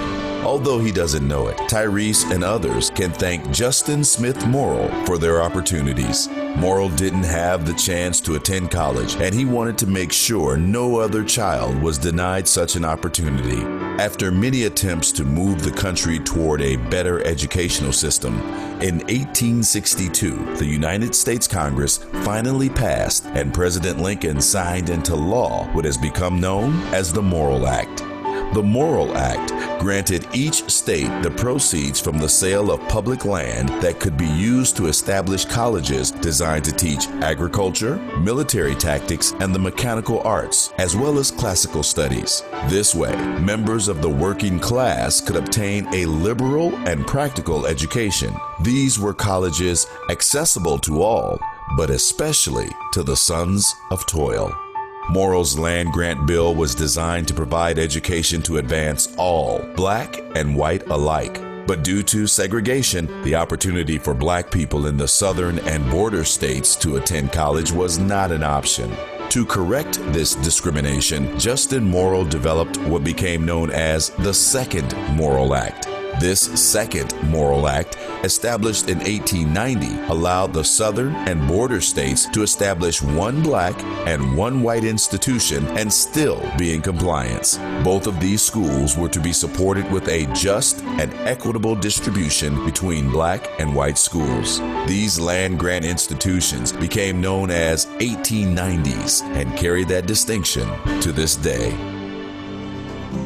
It's been 130 years since the Second Morrill Act passed, and in that time, tens of thousands of students have passed through the doors of the country's 19 1890 land-grant universities. From small colleges to major universities, the 1890s carry the distinction of being among some of the country's elite universities. The 1890s inspire thinkers. The 1890s develop entrepreneurs. The 1890s create professionals. The 1890s are student empowering, real world, innovative, practical, creative, community economic engines. And 130 years later, the 1890s still maintain a close relationship with the USDA, a connection that provides a steady and continuous funding source. But if the Second Morrill Act was only about educating students, then the 19 1890 universities would be indistinguishable from the country's other historically black colleges and universities. Land-grant universities also have a mission to help solve the problems and concerns plaguing communities. They are also called to share that information in a format that is easily understood by even the common man. They have a mission to conduct research and to extend that knowledge to the community. Land-grant universities are part of a state's economic engine. This country's 1890 land-grant universities take pride in knowing that they provide relevant and distinctive teaching, discovery, and engagement programs that address the priorities and challenges of the global society for a broad spectrum of students. This is particularly important for first-generation college students and those who have limited opportunities. The 1890s can also address nutrition-related health disparities of underserved and other populations with an emphasis on obesity prevention and other wellness-focused programs. They enhance capacity, marketability, profitability, sustainability, and diversity in agricultural enterprises for small and limited resource operations through research-based solutions. The 1890s provide the necessary skills and research to help small farmers develop profitable alternative enterprises. They engage youth, especially those with limited resources, in leadership development and in programs and activities that enhance their understanding and interest in science, technology, engineering, and math when planning their education and careers. While pursuing higher education, the 1890s institutions also want to make sure these young people are actively involved in programs that will enhance their self-esteem, build self-confidence, and provide positive social and physical activities. They offer heightened opportunities for students to significantly enhance the resilience of individuals, families, and communities for upward social and economic mobility and personal satisfaction. Through the cooperative extension model, these colleges and universities can provide programs to develop and expand national and international access to sufficient, safe, and nutritious food, as well as ensure that this knowledge is passed on. The 1890s can engage individuals and communities in environmental stewardship and in the sustainability, management, and enhancement of natural resources. They can also conduct cutting-edge research to generate new knowledge and solutions to major challenges in the food, agricultural, and related sciences, answering the questions that help move our citizens forward. The 1890s are listening to the small farmers. Many of them have limited resources, yet love the land and still find value in growing food. The 1890s recognize the issues and concerns of our underserved communities and make their issues a priority. Yes, we have our place, and we are proud to continue to provide solutions and innovations to address global priority issues. We recognize our historical significance as land-grant universities. It is now 130 years later, and they know they still have an obligation to provide access and enhance opportunities. We want to see Tyrese and other students have the opportunities they deserve to attend college, prepare themselves for the world of work, and make positive contributions to the global community. We are the 1890 land-grant universities. Even as we manage through the current COVID pandemic, we celebrate the tremendous accomplishments of the past 130 years, and our universities continue to grow stronger each year. In fact, as a result of the 2018 Farm Bill, we have received new and significant federal investments. We've launched 3 centers of excellence at 3 separate 1890 institutions. These centers of excellence, working across the 19 universities comprising the 1890 system, will fund outstanding teaching, innovative research, and impactful extension projects to increase the agricultural productivity to enhance academic achievement in food, agriculture, natural resources, and human sciences. The new 1890 Scholarship Program, launched this year, will better position each of the 1890 institutions, including Virginia State University, to recruit undergraduate students who are interested in careers in food, agriculture, and related sciences. And thanks to Congress's increased investments in capacity building programs, the 1890s land-grant institutions will continue to build their institutional capacities in teaching, research, and extension. Along with our public and private sector partners, the 1890 land-grant universities are preparing for an exciting future as we continue our mission to provide access and enhance opportunities.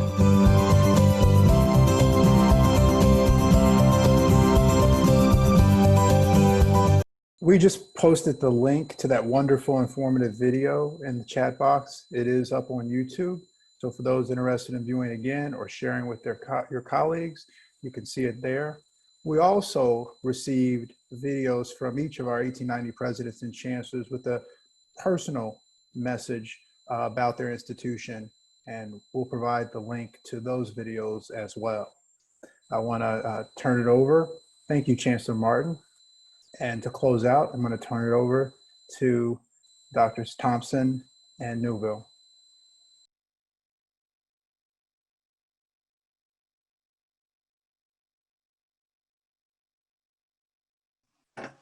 What an awesome webinar. Let's see. Am I muted? Okay. Again, my name is Alton Thompson. I'm the Executive Director of the Association of 1890 Research Directors. Again, as President Abdullah said, I did my best speaking when I was on mute. But anyway, this is an awesome webinar. I'd like to thank each of you, all 600 plus of you, for participating in this celebratory webinar as we recognize and applaud the 130th anniversary of authorizing legislation establishing the 1890 land-grant universities. This would have been an in-person gathering were it not for the pandemic. But the 1890s were committed to having a meaningful event that both honors our history and celebrates our current work. I also noticed on the webinar, there are a lot of our 1862 colleagues that have logged in. So thank you for your support, and we look forward to collaborating even more in the future. Second, I would like to thank the panelists for a job well done. Peter McPherson and Fred Humphries Jr. did an outstanding job of moderating the two panels. The dialogue was thoughtful, it was engaging, and also it was forward-looking. As the 1890s continue to push for equitable funding, we also need to develop and expand meaningful partnerships. As Fred Humphries Jr. said, we need to keep pushing. We need to keep pushing. Third, I would like to thank our congressional champions and our USDA colleagues for submitting video congratulatory messages. We do appreciate all their support of the land-grant system and also anticipate and look forward to their unwavering support in the future. I'd like to give a shout out to the freshman student scholars from Florida A&M University. They did an outstanding job representing all of our students. We also had video submissions from several other student scholars, but time did not permit showing these excellent videos during this webinar. The 1890 scholarship program is an excellent investment in our 1890 system. The project directors system-wide are meeting on a regular basis to ensure a great return on this investment. Finally, I'd like to thank the 1890, the 130th Anniversary Planning Committee for your diligent efforts and commitment to tasks. Representatives from the Council of 1890 University Presidents and Chancellors, the 1890 Universities Foundation, Federal Street Strategies, South Carolina State University, Virginia State University, the Association of Extension Administrators, the Association of 1890 Research Directors, and the 1890 Council of Deans of Agriculture, and also APLU. They have all worked diligently to ensure this celebratory webinar was a success. I would be remiss not to mention and thank publicly the professional staff of the Office of Public Affairs at APLU. These professionals did a yeoman's work. They went above and beyond the call of duty and to host and also plan this seminar. So my thanks to the APLU Office staff of Public Affairs. Again, thank you for joining us today. I wish each of you guys speed. As Representative James Clarman said, among other persons, the 1890s are important today than they were in 1890. We have to do our work. We have work to do. As Chancellor Martin has said on a number of times, we have to compete. We have to compete at the very highest level. We have, and based on the panelists, collaboration, creativity, and innovation will be our only sustainable advantage. It starts right now.